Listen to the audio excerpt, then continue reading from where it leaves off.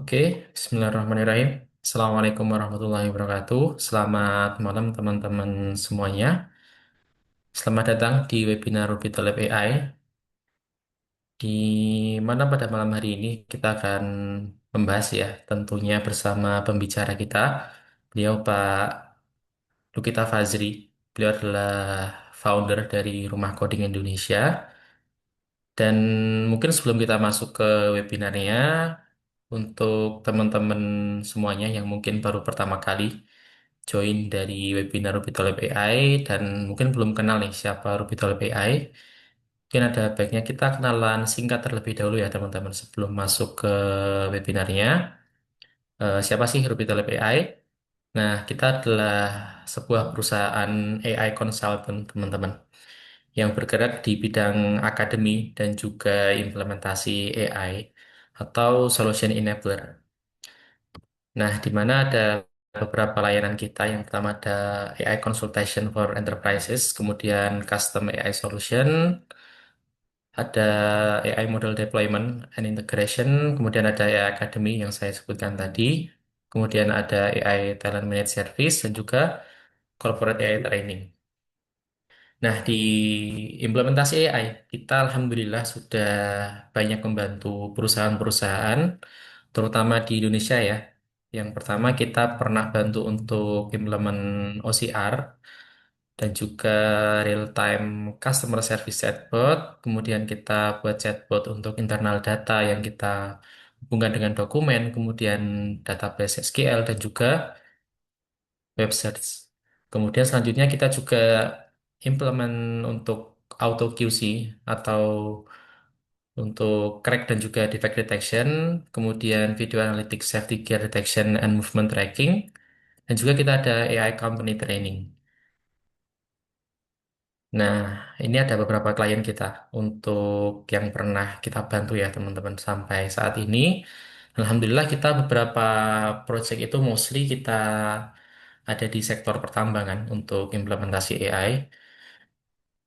Untuk selanjutnya kita ada ya akademi ya. Mungkin teman-teman yang join beberapa sudah pernah ikut juga akademi dari Rubitul AI.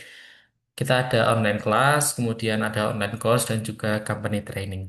Di mana online class itu adalah sesi live yang bisa teman-teman ikuti untuk membahas topik tertentu. Di mana kita setiap bulannya itu kita buka kelas teman-teman. Jadi di setiap awal bulan dan juga akhir bulan kita akan buka kelas sesuai topik yang akan kita tentukan. Untuk di bulan Desember ini, Desember awal ini kita ada buka kelas Machine Learning on Production. Ini adalah kelas yang paling lama di Ruby Lab AI. Kita juga sudah buka untuk 12 batch ya teman-teman di kelas Machine Learning ini. Kemudian selanjutnya kita sedang buka untuk kesempatan belajar tentang Python Programming for AI. Ini adalah kelas baru dan juga kelas yang ditujukan buat teman-teman yang mau masuk di bidang AI dan belum memiliki dasar-dasar dari pemrograman itu sendiri. Kita akan mulai belajar AI dari nol untuk menguasai bahasa pemrograman Python yang dipersiapkan untuk teman-teman nanti bisa masuk di bidang AI. Nah, nanti setelah teman-teman belajar Python nanti, teman-teman barulah belajar machine learning, kemudian topik-topik AI yang lainnya. Kemudian selanjutnya kita juga buka Advanced Deep Learning for LLM. Ini adalah kelas lanjutan bagi teman-teman yang sudah punya basic LLM dan pengen fokus ke deep learning-nya untuk masuk lebih dalam lagi. Ini adalah kelas yang kita kita sediakan ya teman-teman untuk misal teman-teman mau belajar lebih lanjut. Nah, selain online class tadi, kita juga ada video course. Kalau online class itu kita ada sesi live. Jadi sesi yang benar-benar langsung sama mentornya ya teman-teman. Kita belajar secara real time. Kemudian kalau teman-teman ada permasalahan langsung teman-teman bisa tanyakan di saat itu juga sesuai jadwal dan waktu yang telah ditentukan. Di video course ini kita ada banyak sekali teman-teman untuk kursnya. Di mana kurs ini berbasis video rekaman. Jadi sudah direkam pembelajarannya. Keuntungannya adalah teman-teman bisa bebas, bisa fleksibel untuk belajar sesuai dengan topik yang teman-teman butuhkan. Ada AI for marketing strategis, mulai dari eh, bisnis ataupun eh, tentang pemrograman ya teman-teman. Kita ada NLP, computer vision, dan juga banyak hal. Nanti teman-teman karena ya pasti memiliki kebutuhan dan juga keperluan yang spesifik masing-masing akan berbeda. Teman-teman bisa cek di academy.rubitolab.ai. Di situ banyak sekali course-course yang bisa teman-teman cek ya, bisa teman-teman lihat. Baik itu yang gratis maupun yang berbayar. Kita juga ada yang gratis untuk mungkin teman-teman bisa coba dulu course yang gratis dari Rubitolab AI. Kita ada Introduction to PyTorch. Course-course basic biasanya kita kasih gratis ya teman-teman. Di mana di video course ini juga kita ada grup diskusi.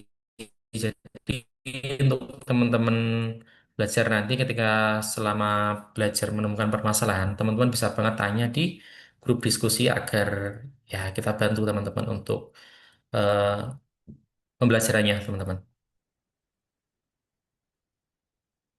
Oke, mungkin itu saja teman-teman kalau untuk dari Ruby Talib AI pengenalannya. Sekali lagi, kalau misalnya teman-teman ada kebutuhan di bidang AI atau ingin belajar topik tertentu di bidang AI, teman-teman feel free aja untuk tanya-tanya di admin kami atau di grup-grup kami. Insya Allah akan kita bantu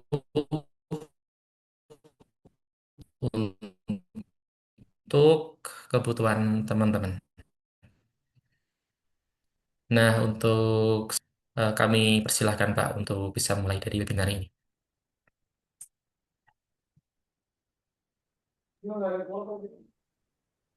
Baik, terima kasih Mas Amar. Siap. Oke, kita mulai ya. Saya coba share screen.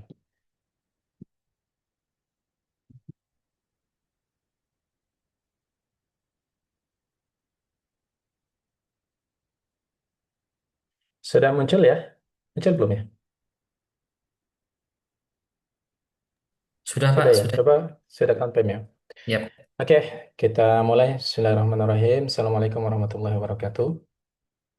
Terima kasih teman-teman atas kehadirannya. Insya Allah dalam beberapa menit ke depan, ya kurang lebih 1 sampai 2 jam, kita akan coba membedah sebuah materi yang cukup menarik ya. Topiknya terkait dengan self attention. Self attention ini adalah jantung dari modern AI ya. Jadi kita akan coba deep dive into legendary self attention mechanism. Nah, kita mau coba kupas secara tuntas ya secret sauce dari large language model ya. Insya Allah ini cukup menarik ya. Walaupun sebenarnya teman-teman bisa cek topik ini banyak sekali yang membahas di YouTube. Tapi kita akan lebih fokus nanti ke diskusi. Mungkin teman-teman ada pertanyaan atau mau diskusi seperti apa nanti.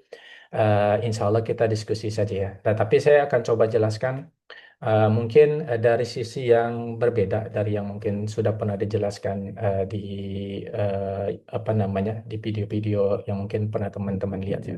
Mungkin secara basic sama, tapi nanti akan ada sedikit perbedaannya ya. Oke, mungkin yang belum kenal, perkenalkan dulu, nama saya Lukita Pazri. Saya biasa dipanggil Pazri, saya founder Rumah Coding. Untuk pendidikan S1 Matematik, ya S2-nya Ilmu Komputer, sama-sama di UI, S3 belum ambil, ya. Kemudian ada pengalaman riset di AIROS, ya di AIROS Lab, di Fakultas Computer Science Universitas Indonesia. Ini dibimbing oleh Prof. Wisnu Jatmiko ya. Tapi sekarang beliau sudah jadi dekan, ada penggantinya kalau nggak salah Pak Vektor ya, Pak Vektor Dewanto. Kemudian yang kedua, ini yang di AIROS ini saya ambil maksudnya ketika S2 kemarin ya. Kemudian yang kedua itu di lab Profesor Sakti ya. di JAIS Human AI Interaction Laboratory. Ini saya di sana waktu itu waktu internship ya, part of S2. Cuma memang bukan program resmi dari, maksudnya bukan, waktu itu saya ambil ketika liburan ya. Kalau di IROS itu saya lebih banyak ke computer vision. Nah, subfieldnya itu adalah citra satelit ya. Jadi saya banyak mengolah citra satelit. Ya khususnya menggunakan metode-metode yang deep learning base ya, seperti computer vision dan lain sebagainya. Kalau di JAIS waktu itu lebih fokus ke speech ya, karena Profesor Sakti memang bidangnya adalah speech ya. Jadi ilmu yang ada di computer vision itu bisa dibawa ke speech ya. Perbedaannya sebenarnya dari sisi metode sama ya, cuma nanti berbedanya dari sisi data ya, datanya. Nah, nanti dari ketika kita sudah apa namanya, sudah mencoba berbagai macam data ya, termasuk video, itu nanti kita akan bisa melihat bahwa sebenarnya metode deep learning itu bisa dibawa kemana saja ya. Tinggal nanti ada sedikit fine tune di bagian handling datanya ya. Kemudian teman-teman saya juga sering menulis ringan ya, ada di LinkedIn sama di Facebook. Nanti kalau teman-teman bisa follow, silakan follow. Tapi ini tulisan ringan. Tapi kalau mau tulisan yang agak sedikit berat, saya ada beberapa paper rata-rata deep learning semua ya, deep learning semua. Nah, ini ada sekitar 7 paper. Nah, yang saya kasih garis oranye itu ini yang berhubungan dengan attention ya, yang mau kita bahas hari ini. Tapi saya tidak membahas paper ini, paper-paper saya, cuma sedikit apa namanya, sedikit clue aja bahwa paper-paper ini kalau nanti teman-teman baca itu di dalamnya membedah menggunakan self attention yang akan kita bahas hari ini. Dan memang rata-rata paper-paper saya computer vision. Ada beberapa yang, ada satu yang speech, ada satu yang NLP ya. Jadi ada juga yang video ya.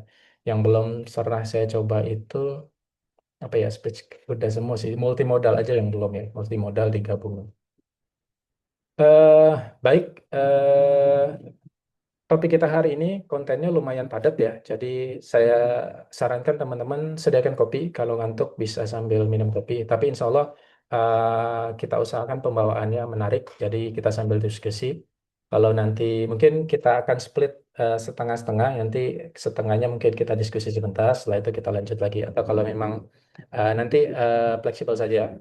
Nah, yang pertama kita akan bahas terkait dengan sebuah paper. Yang paper tersebut adalah Change the World ya. Yang kedua, kita bahas flashback sedikit terkait dengan era recurrent dan sequential trap ya. Ini sebelum era transformer itu didominasi untuk sequence modeling ya. Kita bilangnya sequence modeling ya. Kenapa? Karena bahasa atau language atau apa namanya teks itu tidak bisa kita lihat secara snapshot ya. Artinya dia proses mengertinya itu harus sequence, harus dibaca dari awal. Kita tidak bisa memahami sebuah paragraf ketika kita baca dari akhir, tidak akan bisa. Makanya nature dari data teks itu adalah sequence. Makanya RRN itu disebut dengan recurrence. Recurrence karena dia butuh untuk memproses teks kedua, dia butuh teks ke satu. Ini akan kita bahas nanti secara lebih detail eh, pada materi berikutnya. Kemudian kita akan bahas juga the magic of KP, ya ini adalah inti dari self attention. Kemudian kita coba lihat a closer look into the matematika formulanya. Sebenarnya matematikanya sederhana ya. Kita sudah pernah belajar matematika tersebut, konsep tersebut di bangku SMA ya. Teman-teman yang mungkin jago matematika SMA, ya harusnya sih sudah familiar ya, harusnya sudah familiar dengan formula ini. Ya, nanti kenapa kita lihat kenapa baru AI baru booming sekarang-sekarang ini. Ya. Kemudian setelah lengkap ada KIKAPI, kemudian ada matematiknya, nanti ada proses yang namanya refinement step ya. Ini untuk perbaikan aja. Eh, ada seperti positional encoding, kemudian dan lain sebagainya ya, multi-head. Kemudian kita ambil satu contoh, jadi dari 1 sampai 5 ini konsep secara general ya. Jadi self attention itu sebenarnya metode, mekanisme yang secara general bisa dipakai di tempat-tempat lain, computer vision. Tapi kita ambil satu contoh, nah satu kasus untuk text generation, karena ini yang dipakai di ChatGPT ya, ChatGPT Gemini itu sebenarnya secara tidak langsung itu adalah text generation ya, text generation ya. Kemudian kalau nanti sempat kita akan masuk ke coding time aja ya. Tadi codingnya sudah saya buatkan, nanti kita untuk demo saja ya.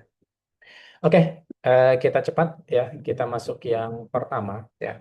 Jadi kalau kita lihat ya, kalau teman-teman perhatikan itu di era RNN ya, Recurrent Neural Network atau LSTM turunannya, kemudian ada lagi turunannya GRU ya, Get Recurrent Unit. Itu secara prosesnya itu sekuensial ya, sekuensial ini masalah pertama. Masalah keduanya adalah long term dependency issue ya. Nanti kita akan bahas ya. Sekuensial itu maksudnya dia ketika mau proses teks 2 maka dia harus ambil teks satu. Mau proses teks 3 harus ambil teks 2. Jadi seperti itu ya, harus sekuensial, tidak bisa langsung. Nah, long term dependencies itu apa namanya? Ketika konteksnya sudah panjang, misalkan paragraf kita mengandung 500 kata, ya. Maka dia akan cenderung lupa, ya, akan cenderung lupa kata-kata yang awal ya. Ketika sudah konteksnya panjang 500 sampai 1000, nah itu RNN itu pelupa. Jadi yang awal-awal dia lupa. Ini adalah fenomena yang dinamakan dengan vanishing gradient, ya.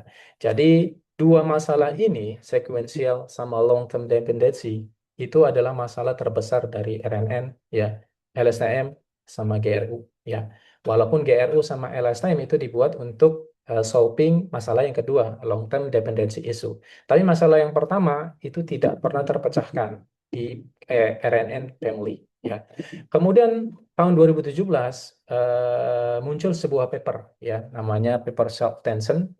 Ini papernya namanya Attention is All Unit ya. Ini dibuat di Google Brain. Jadi Google yang maksudnya Google Brain first authornya namanya Paswani ya, Paswani. Baru setelah itu sudah tidak ada lagi. Jadi si transformer ini memang didesain untuk modalnya, untuk datanya adalah data yang sequence.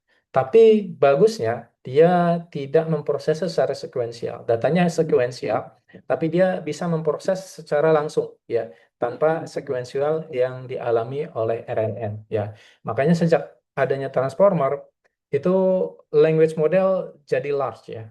Karena si RNN itu tidak bisa large karena dia terbatas, konteksnya terbatas, kemudian mudah lupa, kemudian tidak scalable. Dia tidak, walaupun data kita tahun 2017 itu data kita sudah banyak ya, data di internet sudah banyak sekali.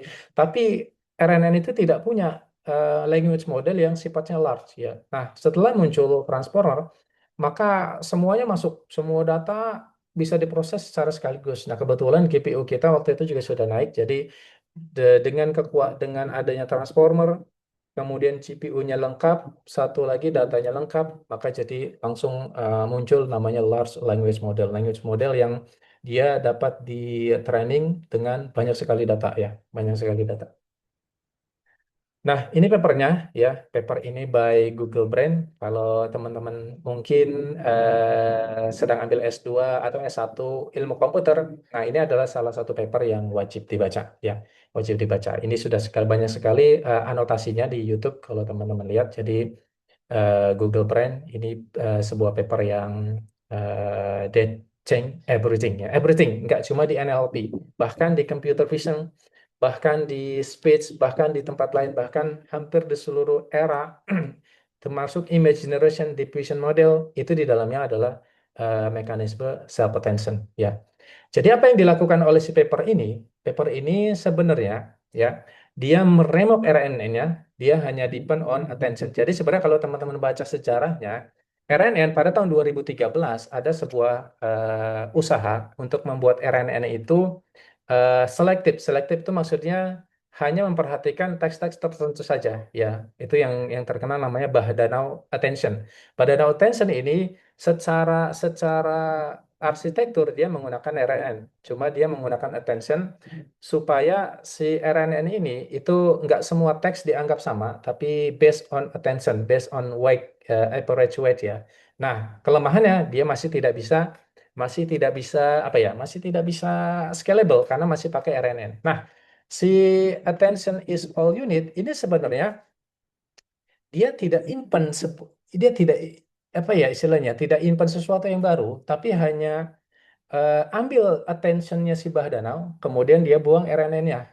Nah, dia bikin arsitektur khusus, yaitu multi-head attention. Jadi secara kontribusi sebenarnya tidak besar, tapi secara impact-nya besar sekali, gitu ya. Jadi apa namanya? Nah, Bahdanau attention itu juga dari Google. Jadi memang junior sama senior aja ini ya. Jadi Bahdanau, kemudian Paswani itu masih satu guru satu murid, gitu ya.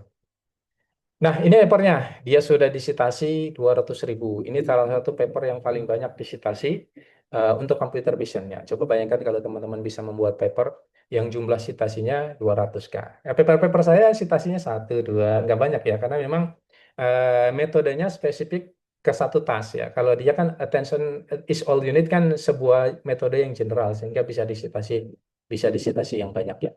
Nah, kalau kita lihat sejak 2017 ya, muncul GPT 2022, kemudian sekarang sudah banyak sekali apa namanya open source model yang model-model ini semua itu adalah based on attention. Jadi satu paper bertelur jadi banyak sekali apa namanya banyak sekali language modelnya.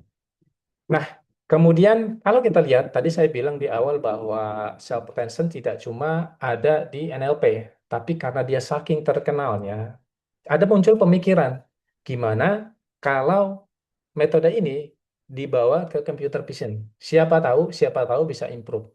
Pada saat itu CNN itu ya, jadi arsitektur yang digunakan untuk memproses model vision ya, model image, apa namanya data image itu cuma satu CNN ya. Jadi kalau kita lihat dari tahun 1998 itu ada LeNet, kemudian AlexNet. Nah, AlexNet ini itu munculnya deep learning itu AlexNet ya. Munculnya deep learning itu AlexNet ini muridnya dari Geoffrey Hinton ya, Hinton, good apa sih, godfather of deep learning. Ini muridnya nih AlexNet. Kemudian GoogleNet ya, PGG. Ini dari atas ke bawah itu yang dipikirkan adalah gimana cara improve sampai di ujungnya ResNet tahun 2015. Nah, ketika muncul ResNet, setelahnya itu mentok, sudah tidak ada peningkatan akurasi lagi, ya, sudah tidak ada peningkatan. Jadi kalau dibilang the queen of CNN itu adalah ResNet tahun 2019. Karena apa? Karena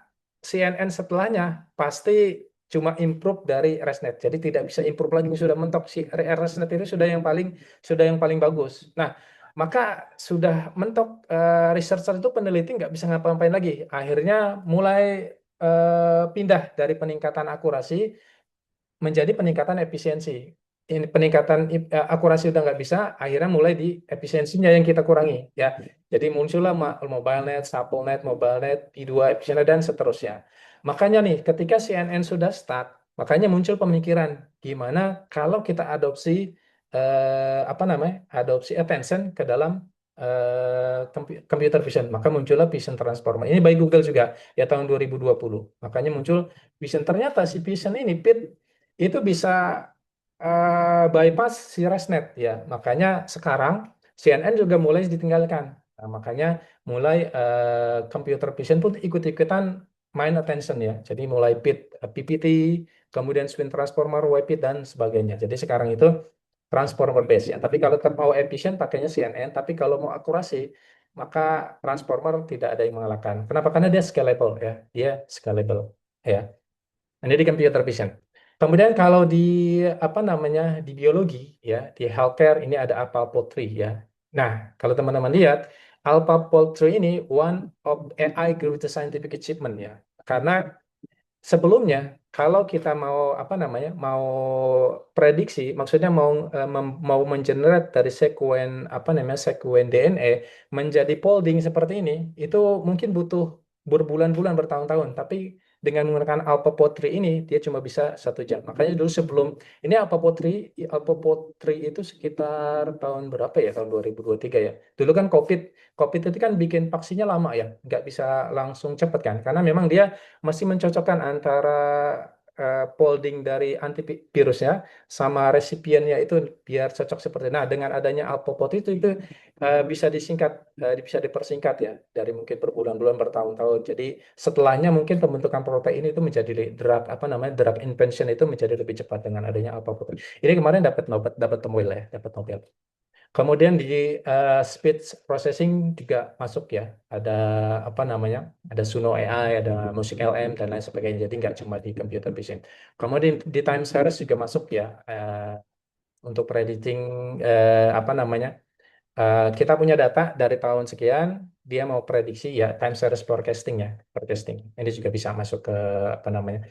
Transformer juga bisa. Jadi self attention itu inventnya di NLP, tapi apa namanya? Implementasinya berbagai macam ya, dari computer vision sampai time series ya. Oke, kita cepat dulu. Kita masuk ke the era of recurrence and sequential trend. Jadi di RNN ya itu ada tiga yang paling banyak dipakai ya. Ada RNN, kemudian ada LSTM, ada memang namanya BLSM, tapi itu cuma dia bisa melihat dari depan, kemudian bisa melihat dari belakang. Dari sisi improvement arsitektur tidak ada. Kemudian si GRU. Jadi si RNN ini sekitar tahun berapa ya? Tahun 1980-an ya. Ini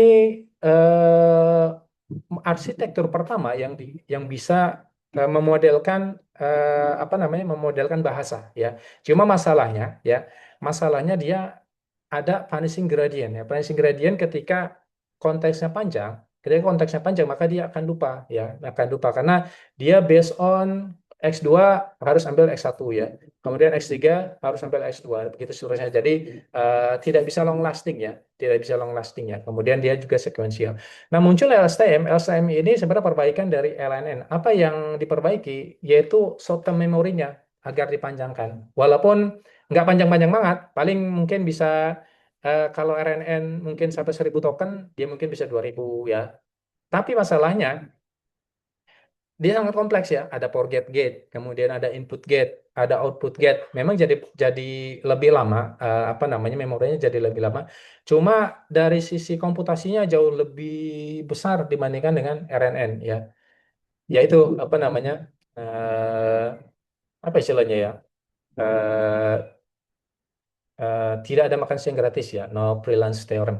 Kemudian muncullah get recurrent unit ini yang baru sekitar tahun 2013.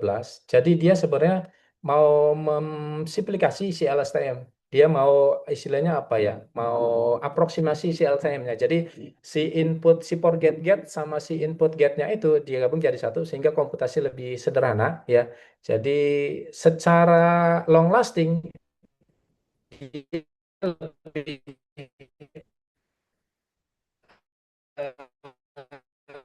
lebih panjang dari RNN, cuma tidak lebih panjang, parameternya itu lebih sedikit, jadi di trainingnya lebih cepat. Kemudian jelas konsumsi memorinya juga lebih sedikit. Terkadang dia bisa approach performanya similar to LSTM ya pada dataset yang kecil, tapi tidak akan pernah bisa mengungguli LSTM karena LSTM lebih bagus ya, lebih bagus, cuma memang komputasinya besar ya.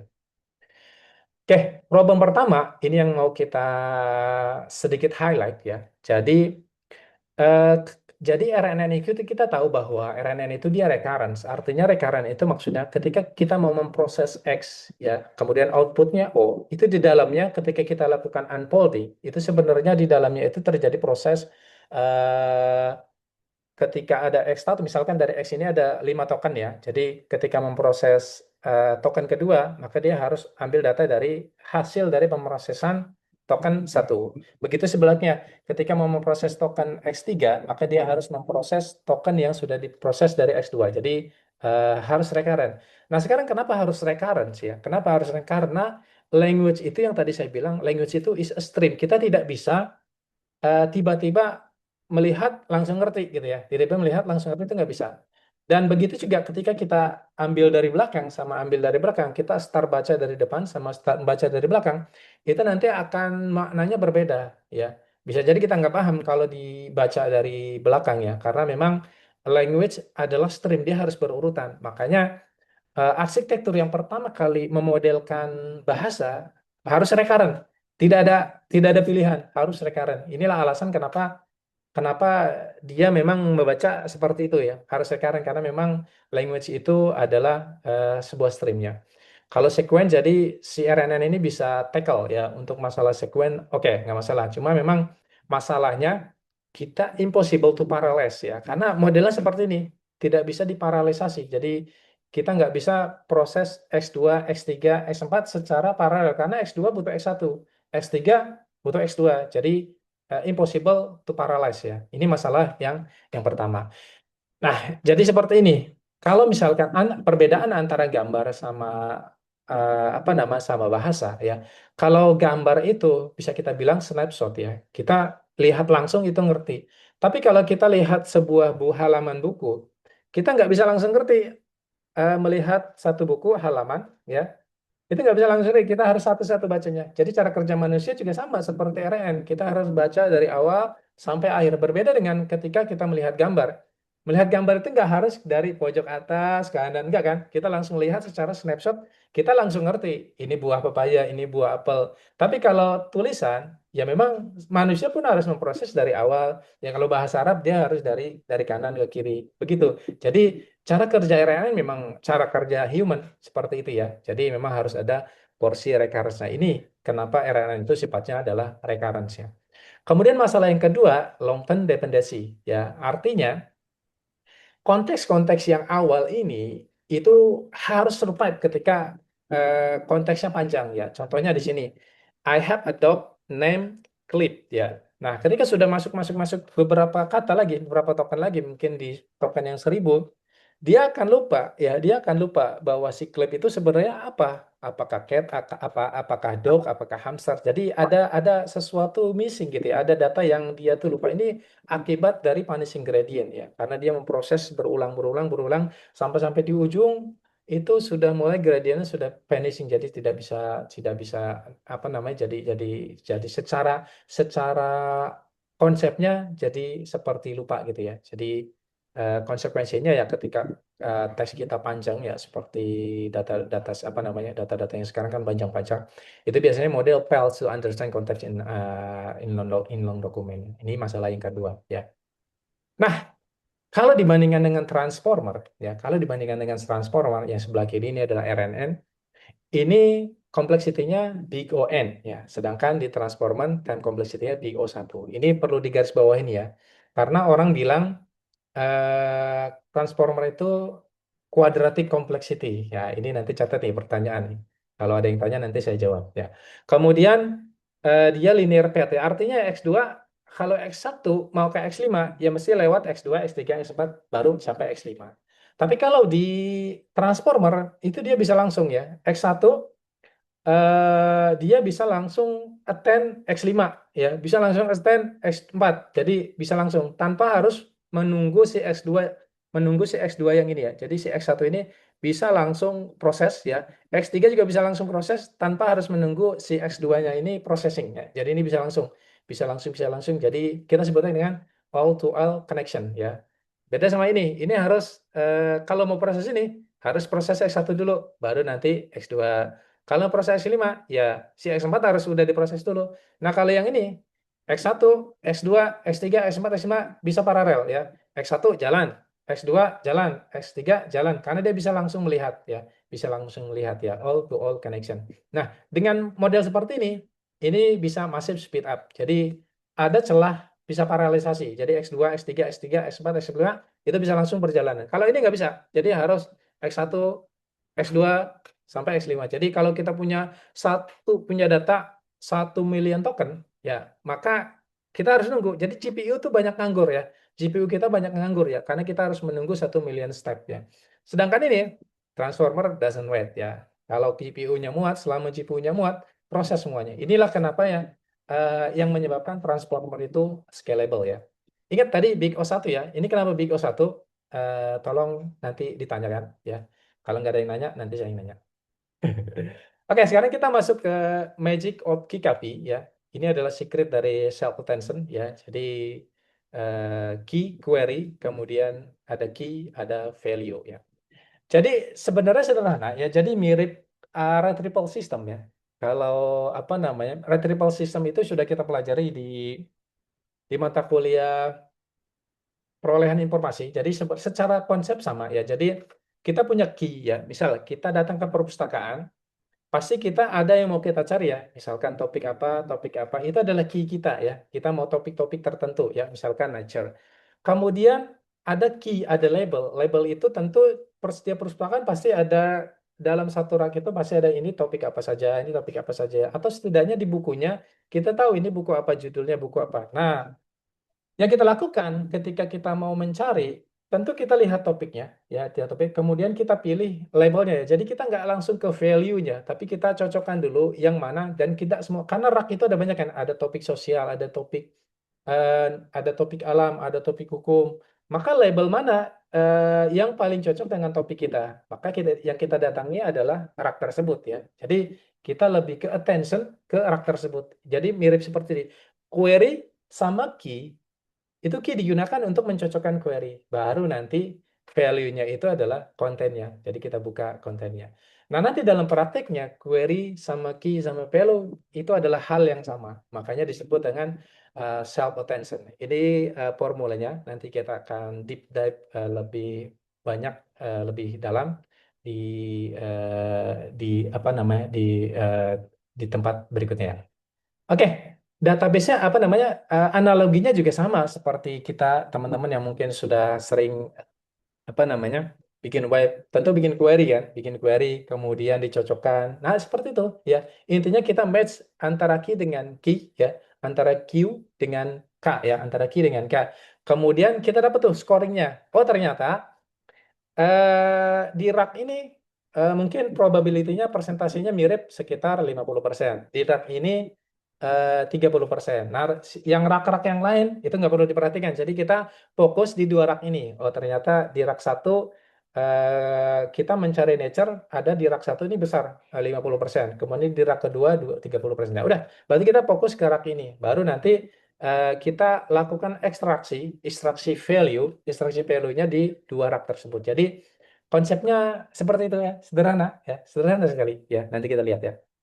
Oke, sekarang kita dive into ke mekaniknya ya. Mekaniknya seperti ini ya. Contoh kita punya teks ya. Saya makan nasi ya. Ini ada berapa token?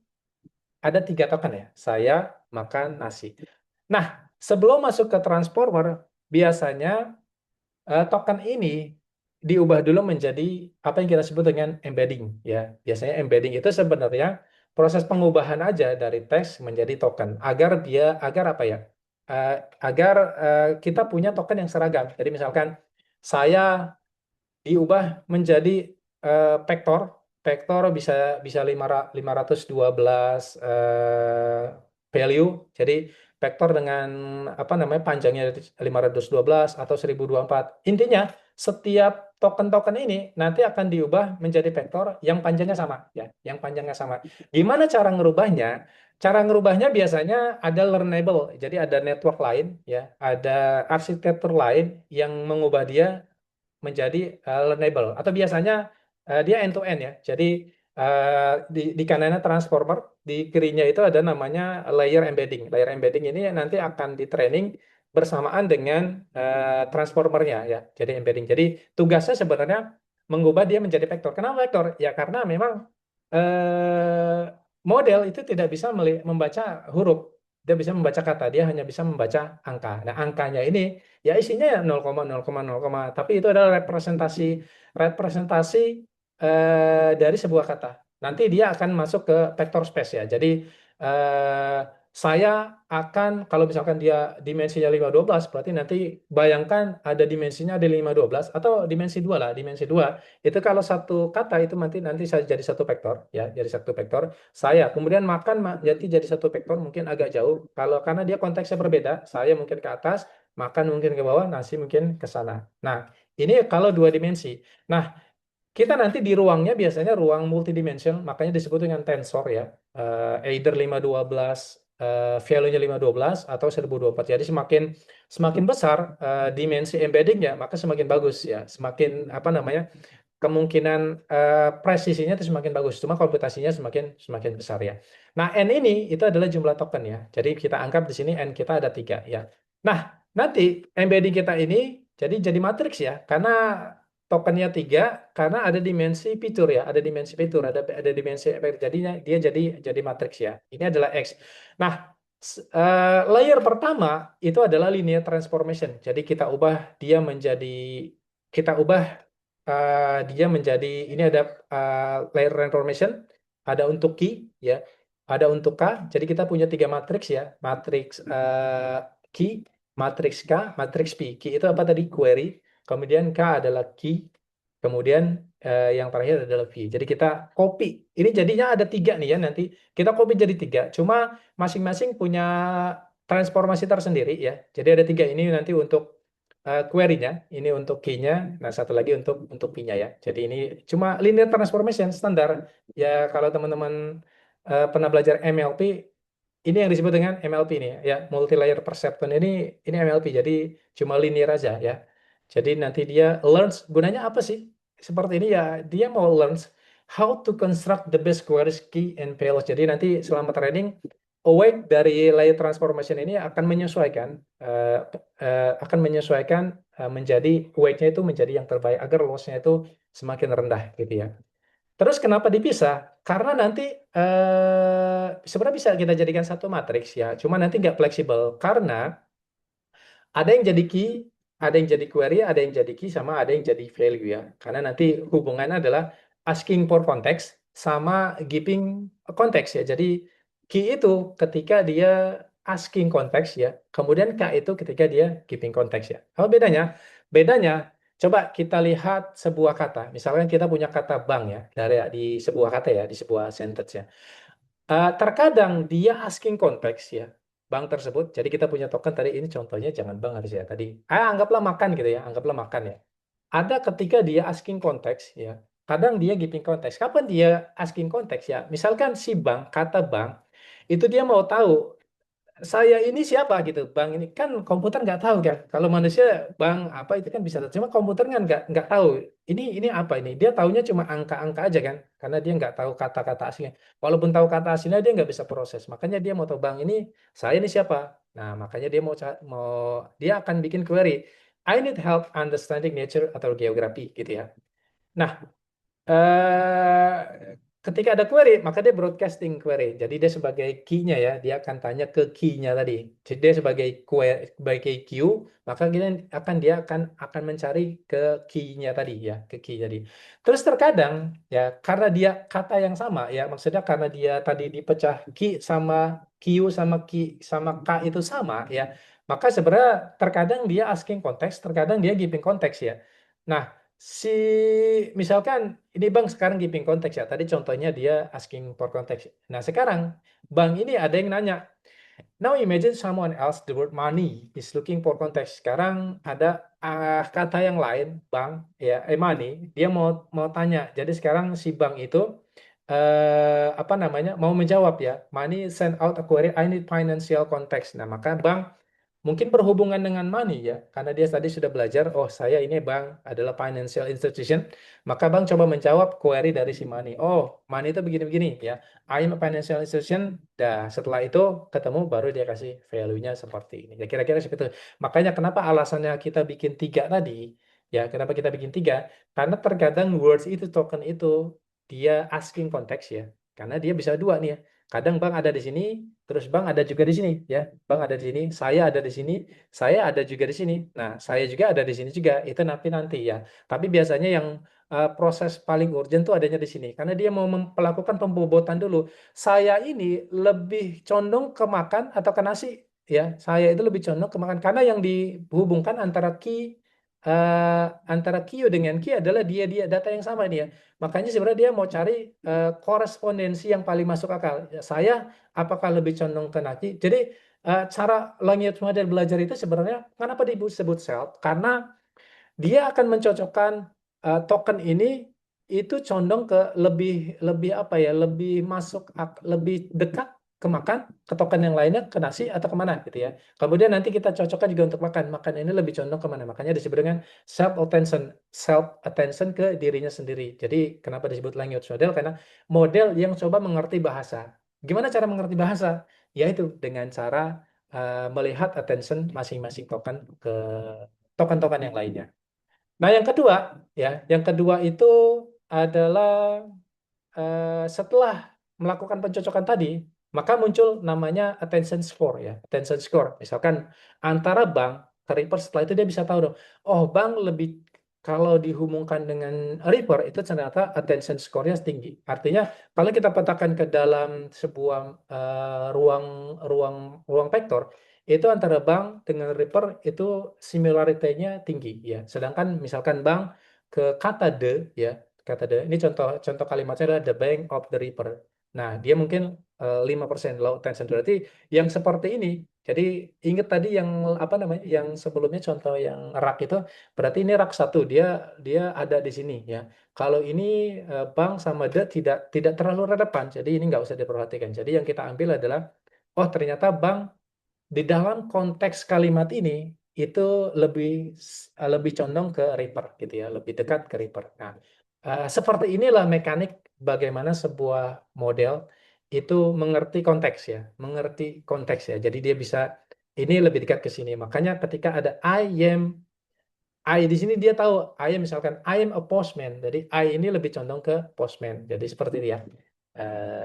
Dia mengukur attention, makanya disebut attention, self attention. Jadi kita pecah, kita apa namanya kalimatnya kita copy dua, maka kita lakukan lebih cocok kemana. Kalau manusia kan nggak perlu seperti itu, dia bisa mengerti bahasa dengan hanya membaca ya. Itu manusia. Kalau mesin dia tidak punya pengetahuan apa-apa, maka caranya seperti ini. Dia attention satu token dengan token yang lainnya. Makanya disebut dengan self attention.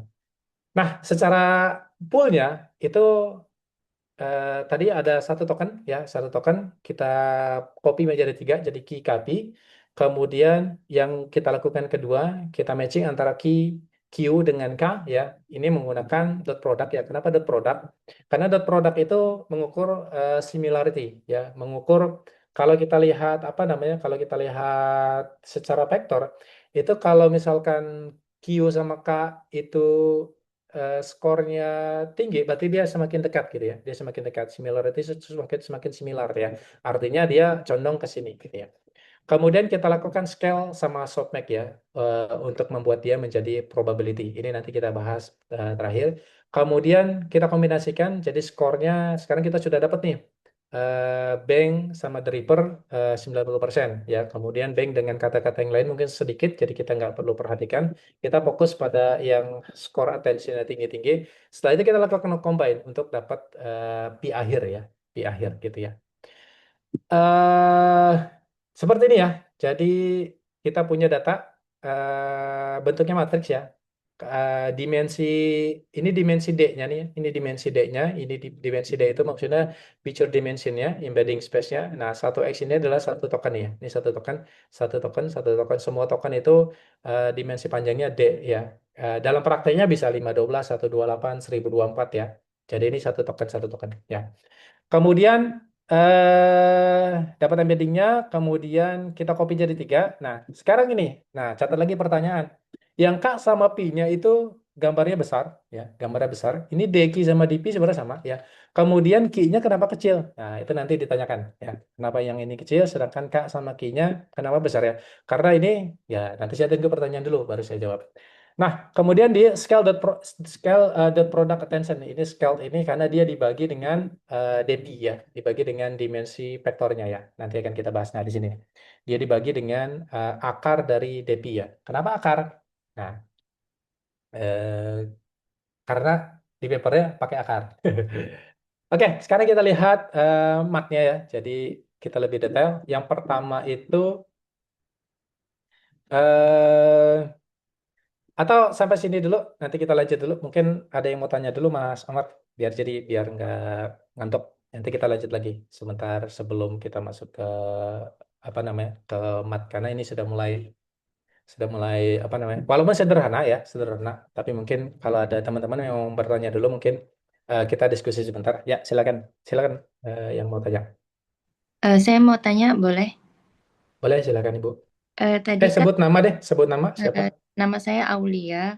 Saya mau Mm-mm. tanya tadi kan yang Q itu untuk asking context ya, terus K itu untuk giving context. Kalau Betul. ini untuk apa ya konteksnya?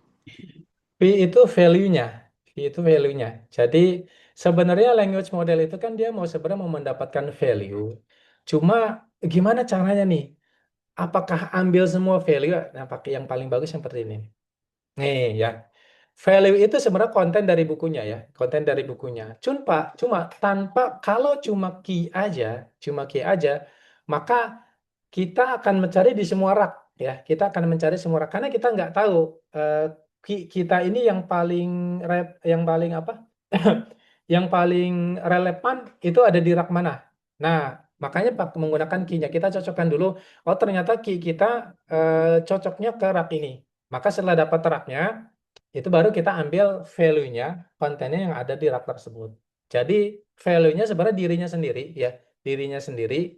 Jadi cuma setelah itu nanti kalau misalkan bank maka akan outputnya adalah bank itu akan outputnya nanti yang berhubungan dengan apa namanya token-token yang relevan terhadap bank tersebut. Walaupun nanti relevansinya mungkin berbeda-beda. Mungkin si Reaper 90%, yang D mungkin 5% dan lain sebagainya. Jadi V itu adalah value-nya. Ya sebenarnya dirinya sendiri. Ya. Jadi Baik. datang dengan query, kemudian query ini condong ke kata apa aja, condong ke kata mana aja. Maka dia jadi outputnya adalah sebuah sebuah vektor yang dia sudah rich dengan konteks ya, yang sudah memahami konteks dia itu siapa. Seperti itu. Ya, Siapa terima Mbak Alia ya. kasih. Ya, makasih. Terus ada lagi sebelum kita Eh, lanjut. Mas Fazri, saya izin bertanya. Ya, silakan Mbak. Oke, perkenalkan nama saya Mufli Mas. Jadi saya ingin memastikan aja kan tadi katanya katanya sendiri itu mengerti konteksnya apa ya? Katanya sendiri mengerti gimana, gimana? Kayak contohnya kayak misalkan bank itu dia tahu kayak dia berkaitan dengan apa gitu kayak yang di Iya, bank betul. in the river tadi. Ya, ya betul. Nah, Ya, caranya ya. si kata sendiri itu mengerti konteksnya yang Heeh, relevan sama dia itu lewat heeh. MLP ya Mas, multi layer perceptor. Cara mengertinya, bukan. Tadi kita back ke sini ya. Nih, kita ke sini ya. Multi layer perceptron itu sebenarnya gini. Sebenarnya dari saya makan itu dia sebenarnya waktu masuk ke embedding ini sebenarnya sudah melalui sebuah network ya. Biasanya kita sebut the layer layer embedding. Ini sebuah network tersendiri, sebuah apa namanya arsitek tersendiri. Kalau di apa namanya? Kalau di PyTorch PyTorch itu dia sudah ada layer embedding namanya ya, layer embedding. Atau kalau embedding-embedding yang sudah apa namanya ada juga embedding yang third party yang dia sudah di training dengan berbagai macam kata ya, itu saya lupa namanya embedding ya. Jadi embedding ini di bagian sini sebenarnya dia sudah muncul vektor ya, sudah muncul vektor, tapi setelah itu tapi embedding itu bukan part of transformer ya, bukan part of transformer, dia hanya merubah eh, token menjadi vektor. Nah setelah itu ketika masuk ke transformer dia akan lakukan layer transformasi lagi karena dia butuh tiga di sini ya, dia butuh menyalin tiga. Nah siapa tahu kalau ini kita skip, siapa tahu di sini kalau kita skip dia nanti jadi statik di sini ya, artinya di sini tidak ada proses learnable, makanya dia si transformer itu menambahkan sebuah network yang sifatnya learnable. Sifatnya learnable itu maksudnya dia akan cari vektor-vektor yang maksudnya konten dari vektor ini yang lebih yang akan meminimalisir loss-nya ketika nanti dia di training. Jadi dia sifatnya fleksibel ya. Di sini punya wake. Wake-nya ini nanti akan menyesuaikan sedemikian sehingga eh, ketika training loss-nya rendah. Jadi seperti itu. Makanya dia butuh apa namanya? Dibutuh linear embedding. Nah, ini tujuan dari linear transformation sebenarnya untuk menambah flexibility aja, menambah flexibility supaya dia bisa ketika di training itu networknya bisa menyesuaikan weight-nya. Nah, terkait dengan scoringnya nanti masuknya ke sini ya. Scoringnya masuknya ke sini nih. Ada scoring attention-nya namanya KKP ya, KKP. Jadi dot product attention. Jadi key sama K itu kita lakukan dot product. Dan dot product sebenarnya dia melakukan similarity. Maka key mana, Q mana yang akan lebih dekat ke key. Itu nanti dihitung scoringnya. Nah, setelah dapat scoringnya, token ini ternyata dekat lebih dengan token 1, token 3 sama token 5. Maka itu nanti dapat scoringnya. Nah, scoringnya itu aslinya dari sini, dari KKP ini ya. Sisanya ini sebenarnya untuk menjadikan probability saja. Kemudian dibagi dengan akar deka ini sebenarnya untuk probability standing aja. Nah, ini yang disebut attention weight-nya. Jadi dari softmax sampai ya softmax nih sampai ujungnya sampai termasuk ini itu sebenarnya attention weight. Nah, nanti ujungnya adalah dikalikan pi. Jadi setelah kita dapat attention weight-nya, kita kalikan ke pi. Jadi kita bisa tahu nih, kalau tadi kan dari sini cuma dapat scoring aja nih ya, scoring. Antara token A punya scoring tuh, antara token 1, token 5, token 1, token 2, token 3 punya scoring. Jadi token 1 dia lebih besarnya kemana? Dia lebih miripnya kemana? Dapat scoringnya aja. Tapi nanti dapat value-nya aslinya harus dikalikan dengan pi. Jadi si token bank dapat tuh dia akan cocok dengan bank, cocok dengan Reaper, cocok dengan dan lain sebagainya ya, gitu seperti itu. Jadi dapat scoringnya hasil pengalian dari attention weight ya dengan pi. Attention weight-nya dari mana? Dari dot product. Jadi yang paling inti dari attention itu cuma ini ya, KKP ya, KKP ya. Kenapa ini transfer? Nah, saya tunggu ada yang nanya, kenapa ditransfer? Oke, lanjut. Ada yang mau tanya lagi? Sih Mas, izin bertanya. Ya, silakan. Perkenalkan nama saya Rio. Saya mau Ya, izin dijelaskan tadi yang tadi Mas, kenapa transformer itu kompleksitasnya bisa O1?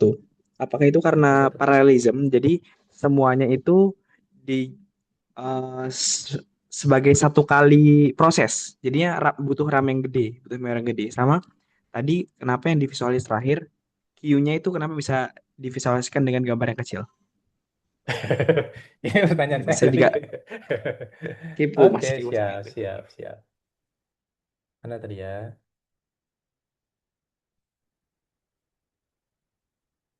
RNN 1. Salah.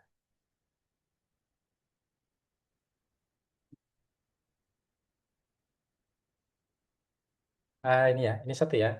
Jadi kita lihat di sini, Mas. Saya bahas ini dulu ya, kenapa Big ON ya, Big ON. Jadi sebenarnya transport itu kompleksitinya kuadratik ya, kuadratik ya. Tapi di sini saya tulis kompleksitinya Big O1. Nah, alasannya seperti ini. Nah, kita lihat yang dulu yang ini ya. Jadi ketika kita mau proses X2, maka dia harus proses X1 ya. Kemudian baru proses X2 ya. Kalau kita punya dua token ya, berapa kali proses yang harus kita lakukan sehingga kita memproses X2 ya, kita harus proses ini dulu, nunggu satu, kemudian baru proses ini. Makanya di sini disebut big O(n), artinya kalau kita punya sebanyak n, maka time complexity-nya adalah n karena harus nunggu dulu ya. Sedangkan yang ini lihat nih, big O1. Jadi kenapa satu? Karena kita lihatnya per satu token ya. Kita lihatnya per satu token. Misalkan kalau X2 dia nggak perlu nunggu X2, nggak perlu nunggu X1, langsung proses. Makanya dia saya tulis big O1 ya. X2 juga begitu. Jadi di sini itu tidak menunggu ya. Jadi kalau proses X2 langsung aja nggak perlu nunggu. Nah, nanti proses perhitungannya lagi itu kompleksitinya berbeda lagi. Jadi dari sisi apa ya, dia doesn't white, dia kompleksitinya adalah satu ya. Tapi nanti ketika sudah perhitungan secara keseluruhan, maka di satu ini kompleksitinya adalah n ya, n. Maka ketika kita punya 5n, berarti nanti tinggal ada 5, berarti nanti jadi kuadratik ya, kompleksitinya jadi kuadratik ya. Pun yang ini juga nanti akan kuadratik ya, cuma dia kelemahannya harus nunggu dulu ya, tapi ketika di dalamnya nanti juga sama, kuadratik ya, kuadratik juga. Jadi inilah kenapa di sini Big O1, karena memang ketika proses S3 nggak perlu nunggu si X2 sama si X1 ya. Terus yang mana? Yang satu lagi ya, yang ini kecil ya. Jadi yang ini kecil itu karena diambil dari sini. Jadi kalau di secara gambar, tadi kan kita punya saya makan nasi ya. Saya itu nanti jadi satu vektor ini, Mas. Ini satu vektor saya. Ya, ini satu vektor. Makan juga nanti jadi satu vektor. Nah, banyaknya token itu adalah ke bawah nih. Ini ke bawah ini adalah banyaknya token. Jadi kalau kita punya 5 token, berarti nanti ada 5 tumpuk di sini. 1, 2, 3, 4, ada 5 tumpuk token. Ya. Kemudian ininya apa? Ininya adalah vektor ya. Vektornya kita kasih nama panjangnya D ya, panjangnya D. Ya itu adalah dimensional vector ya. Embedding feature kita sebutnya feature dimension ya, feature dimension. Nah, ini D. Nah, prakteknya bisa 128, terus 512, 128, 256, 512, atau yang paling tinggi itu 1024.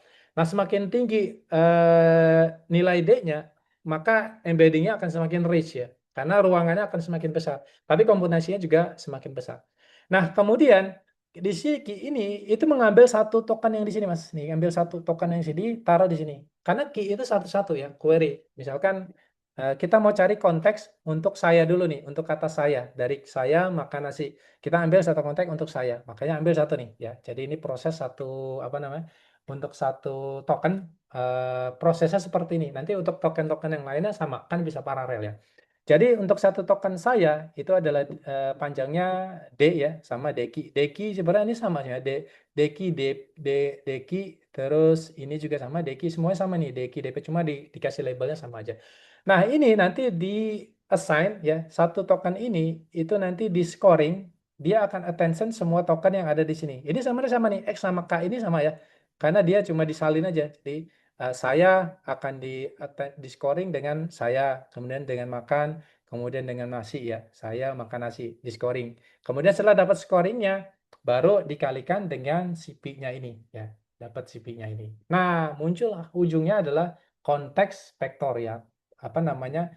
Satu query ini dapatnya vektor, sudah dikalikan dengan value ya. Jadi sudah dapat value di sini yang paling relevan terhadap query-nya ya. Jadi diambil labelnya dulu. Jadi si yang ini sama yang ini sebenarnya untuk mencari scoring attention nanti dapat tuh ya.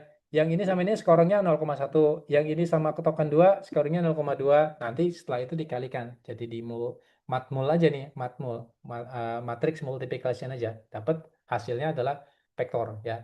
Jadi vektor-vektor, konteks vektor ya. Konteks vektor yang sudah berdasarkan konteks ya. Berdasarkan konteksnya siapa? Konteksnya adalah dirinya sendiri ya. Kira-kira seperti itu. Ada lagi? Saya izin bertanya, masih Ya, sempat apa silakan enggak Kak. ya Pak izin bertanya? Boleh, kita masih ada banyak waktu. Saya penasaran sama riset Bapak tadi, yang Ya, tentang fisik komputer tapi pakai transformer ya Pak? yang mana ya? Yang awal-awal tadi Pak, riset Riset sebentar. yang ditandai Oh orange ini, itu tadi. ya, yang mana nih? Yang berhubungan attention Saya ingin tanya, atau dapat? Ya, silakan Pak. ya yang berhubungan dengan attention, itu Hmm. yang berhubungan dengan attention ini tugas yang digunakan untuk apa ya Pak? Untuk Oh ini klasifikasi pas. citra saja atau objek deteksi ya? Oke. Yang ini itu adalah change detection. Ya, change detection itu kita diberikan dua gambar. Gambar misalkan gambar citra satelit tahun 2005 ya. Oh, Kemudian input kedua citra satelit yang sama pada posisi yang sama cuma diambil pada tahun 2010. Jadi posisi koordinat sama ya, fotonya sama. Cuma nanti sudah ada perbedaan ya, sudah ada perbedaan. Mungkin awalnya sebelumnya belum ada rumah, tapi di gambar yang kedua sudah ada rumah. Jadi tasnya adalah mendeteksi perubahan area yang berubah antara yang eh, perubahan tersebut tidak ada pada gambar sebelumnya. Itu change detection. Rata-rata change detection semuanya ya. Jadi attentionnya sudah hybrid dia, pakai apa namanya? Pakai wavelet attention. Jadi attention dihybridkan dengan wavelet. Apa tahu wavelet apa namanya? Transformasi wavelet ya. Itu oh, versi perbaikannya dari apa lupa saya. Wavelet Fourier transform itu kan dia tidak tahu location ya. Fourier transform itu nggak tahu location, makanya dibuat wavelet ya. Wavelet transform sebenarnya untuk perbaikan dari Fourier transform ya. Dia bisa apa namanya? Bisa langsung menuju ke lokasi tertentu. Nah, ini saya gabungkan dengan attention-nya, digabung-gabung. Terus ini juga sama, tasnya sama. Terus yang ini adalah untuk ini tasnya adalah eh, tasnya adalah regresi ya, regresi. Jadi inputnya video, outputnya satu angka namanya ejection fraction estimation ya. Jadi dari gambar detak jantung itu nanti yang kita prediksi adalah satu angka itu menunjukkan kondisi dari jantung, apakah jantungnya sehat atau tidak gitu ya. Kemudian yang ini sama change detection juga ya. Yang ini sebenarnya perbaikan sedikit, jadi ada locality induction on feed forward Bayesian transformer. Jadi di ujung-ujung transformer itu nanti ada lagi linear transformation. Nah, itu yang diperbaiki. Oke, mungkin kita lanjut lagi nanti ya. Kita masuk dulu ke berikutnya. Kita akan masuk ke detail ke matematikanya. Oke, ini yang pertama. Jadi tadi kita udah membahas terkait dengan attention scoring. Attention scoring itu di dalamnya sebenarnya dia menggunakan dot product ya. Terus kenapa ini Kika transport ya transport agar dia bisa dikalikan? Karena kalau kita lihat kalau K-nya ini tidak ditransport, nanti tidak bisa dikalikan ya. Karena dimensi kalau kita lihat vektor kita itu kan ke kanannya itu adalah dimensi apa namanya? K-nya ke kanannya itu adalah dimensi fitur ya, dimensi fitur. Sedangkan di K itu ke kanannya adalah dimensi fitur juga. Maka tadi tidak cocok. Makanya K-nya kita transport agar bisa dikalikan antara Ki vektor dengan K-nya. Karena syarat sebuah vektor bisa dikalikan dengan matriks adalah apa? Ada yang masih ingat? Barisnya, jumlah baris sama dengan jumlah kolom dari matriks ya. Itu baru bisa dikalikan. Makanya alasan kenapa dia ditransport itu karena alasan tersebut.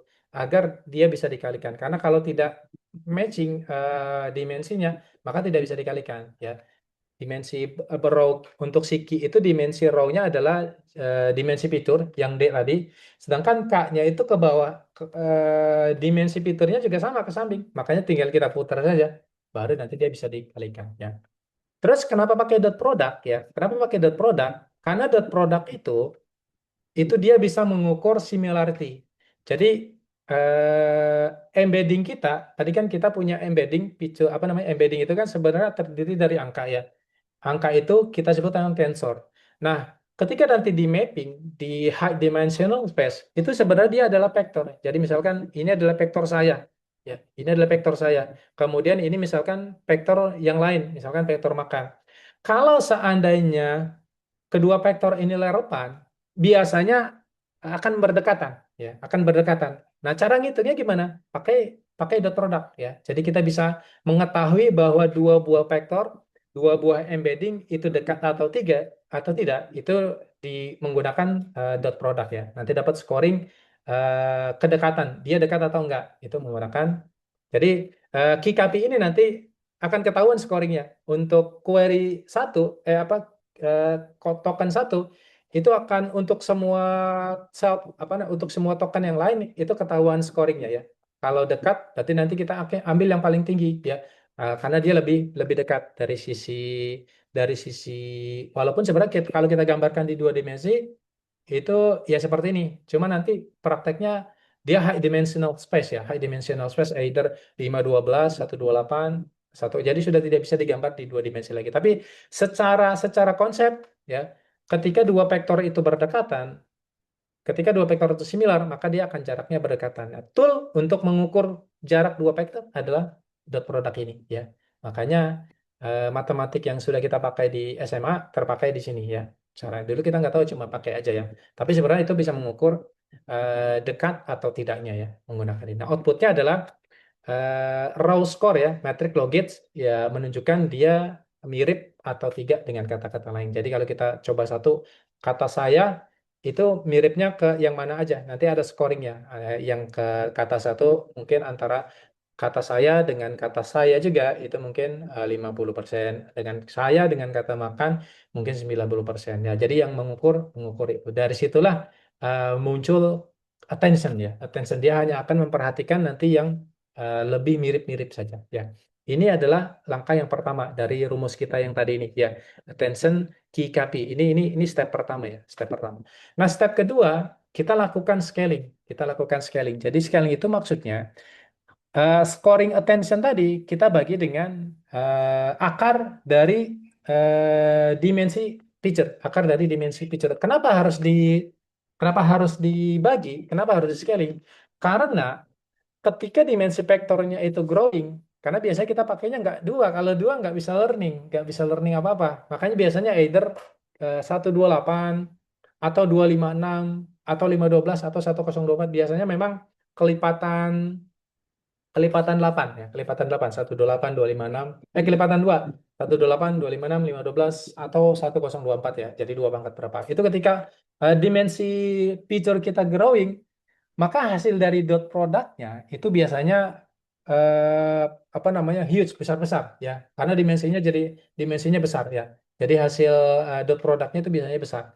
Nah, efeknya apa? Efeknya karena nanti scoring kita masukkan ke dalam softmax ya. Softmax itu punya impact kalau misalkan last period, karena kalau kita lihat ya, fungsi softmax itu tidak punya, dia kan infinity ya, infinity. Makanya kalau besar-besar itu jadi huge exploiting. Makanya perlu kita lakukan scaling ya. Jadi ini nih, eh, ini adalah fungsi softmax nih ya. Ini fungsi softmax. Nah biasanya kalau besar-besar dia semakin menjauhi infinity atau semakin ke kanan ke infinity itu kalau besar-besar. Nah ini kurang bagus karena nanti jadi exploit ya. Jadi nilai dari hasil softmaxnya itu jadi meledak. Efeknya apa? Efeknya dari training kita jadi nggak stabil ya. Makanya yang mau kita lakukan adalah kita lakukan scaling ya. Kita lakukan scaling. Ya scaling sebenarnya bisa bisa istilahnya normalisasi ya. Ketika kita punya data, kita lakukan normalisasi. Nah, di sini dia akan menjaga agar nilainya itu dalam rentang tertentu, sehingga nilai softbanknya itu nggak terlalu meledak ya. Nggak terlalu meledak. Makanya kita bisa batasi mungkin antara -1 sampai 1. Karena fungsi softbank ini memang tidak punya, dia kan infinity ke kanan, infinity ke kiri ya. Jadi efeknya itu ya. Makanya menggunakan softback ya. Makanya perlu dilakukan apa namanya? Perlu dilakukan scaling. Tujuannya itu ini ya. Ini kalau kita tanpa apa namanya? Tanpa scaling nanti dia akan nilai dari si hasil dari softbacknya itu efeknya akan meledak. Tapi kalau kita lakukan scaling itu bisa kita jaga ya. Kita jaga antara between sini ya. Jadi yang seperti ini itu ramah terhadap training. Jadi trainingnya itu bisa bisa stabil ya. Nah, di sini can keep the score stable and ensure the model learn efficiently. Ya, machine learning memang seperti itu dia. Dia senangnya dengan angka-angka yang kecil, tidak apa namanya, tidak besar, tidak kecil ya, seperti itu. Nah, seperti ini nih efeknya nih. Kalau misalkan kita tidak lakukan scaling, ya, itu ada satu yang besar, maka yang lain jadi kerdil. Ya, yang lain itu jadi kerdil-kerdil, jadi tidak apa ya, tidak dianggap ya, tidak dianggap. Dia hanya yang besar-besar ya. Jadi winner takes all ya. Jadi yang paling gede yang menang. Ini efeknya dari apa namanya? Dari tidak dilakukan scaling ini nanti gradiennya jadi yang sini jadi hilang ya, jadi hilang. Nah, kalau kita lakukan scaling itu dia jadi smooth ya. Jadi smooth ya. Yang besar ya besar, cuma nggak terlalu besar ya. Angka-angkanya tuh nggak terlalu besar. Jadi yang kecil-kecil ini masih dapat gradien ya. Yang kecil-kecil ini juga masih dapat gradien. Jadi tidak ada istilahnya vanishing gradient di sini. Nah, itu tujuan kenapa dilakukan scaling. Jadi ini walaupun sederhana, ini sangat penting ya. Nah, ini yang tidak ada di Bahdanau Attention tuh, faktor ini nggak ada ya. Kalau KKT ini sudah ada ya. Tapi yang pertama kali memberikan pembagian ini, scaling ini, itu di paper Attention All Unit ya. Dia dibagi dengan biar dia scalingnya stable ya. Kalau softmax sudah ada ya. Ya, jadi yang dilakukan attention itu sedikit ya. Cuma ini satu terus sama self attention. Kalau dulu itu Bahdanau attention-nya itu dia bukan bukan self attention tapi attention dengan apa namanya dengan yang lain ya. Jadi kalau kita bisa hitung kontribusi paper ini itu yang pertama ini nih self attention ya. Self attention maksudnya metodenya sama. Cuma bedanya attention-nya terhadap dirinya sendiri makanya muncul self attention. Yang kedua ini nih faktor ini nih. Faktor apa namanya akar normalisasi ini kontribusi dia. Yang ketiga multi head ya. Yang keempat positional embedding udah itu 4 kontribusinya. Tapi change the words ya, change the words. Eh, jadi memang paper ini bukan sesuatu yang datang tiba-tiba dengan sebuah metode yang baru kemudian change the words enggak. Jadi dia memperbaiki metode yang sebelumnya dan secara kebetulan hasilnya luar biasa sehingga bisa digunakan efeknya tuh luar biasa gitu. Jadi dibilang sebuah seminal paper ya, karena hasilnya. Karena kan nggak perlu seperti apa, kalau hasilnya bisa dipakai di tempat lain kan sudah sebuah kontribusi besar ya. Jadi kalau dari sisi kontribusi kecil ya, kecil. Cuma efeknya luar biasa besar ya. Jadi itu cuma nambahkan ini, kemudian ada positional embedding, kemudian karena secara attention-nya sebenarnya pertama kali mengajukan attention itu ada di paper tahun 2014 yaitu Bahdanau attention ya. Itu dari Google juga. Ya gurunya ini juga, gurunya si Paswani juga. Oke, itu step kedua ya. Kemudian di step 3 itu kita lakukan softmax ya. Tujuannya apa tadi? Agar kita dapat probability-nya. Kita dapat probability-nya karena softmax ini salah satu fungsi yang dia bisa menjamin bahwa output-nya itu adalah dalam range tertentu dari 0 sampai 1 ya, dari 0 sampai 1 ya. Dari 0 sampai 1. Kan probability kan dari 0 sampai 1. Sebenarnya ada fungsi-fungsi yang lain yang dia itu seperti sigmoid ya. Cuma sigmoid kan terlalu lambat ya, terlalu lambat. Itu sigmoid juga bisa. Kemudian ada softmax, kemudian ada macam-macam ya. Tapi yang paling cepat, yang paling apa namanya efisien adalah softmax. Kalau sigmoid dia agak agak agak lambat ya ininya. Kalau untuk trainingnya untuk apa namanya faster trainingnya kurang bagus ya. Nah, si softmax ini ya dia memetakan dari input yang banyak tadi itu menjadi range 0,1 karena probability itu adalah di antara 0 sampai 1 ya. Oke, setelah itu setelah dapat scoringnya kita kalikan dengan CP-nya ya. Kita dapat ke apa namanya? Setelah kita dapat probability-nya ini kita kalikan ke P-nya. Dan baru nih token ini akan tahu yang mana dia harus ambil konten-kontennya langsung dapat yang menyesuaikan dengan yang paling relevan terhadap vektor tersebut ya. Nah, seperti ini contohnya nih ya. Saya visualisasi apa nih? Ini apa? River ya. River ini dapat scoringnya nih. Scoringnya terhadap value-nya skor Reaper 90%, ke bank cuma 8% ya, ke kata the cuma 2%. Dari sini dapat nih, dia kalikan dengan value-nya dirinya sendiri, baru setelah itu dapat konteksnya. Ini vektor juga bentuknya, final konteks vektor kita sebutnya. Jadi untuk satu token dapat satu konteks ya. Jadi untuk satu token outputnya adalah vektor yang sudah kaya dengan konteks ya, yang sudah kaya dengan konteks ya. Makanya dia bisa mengerti. Nah, ini ada sebuah visualisasi ya. Misalkan ada kata the animal didn't cross the street because it was too tired. Ini ada token yang lain. Maka hasil dari attention score itu adalah relasi.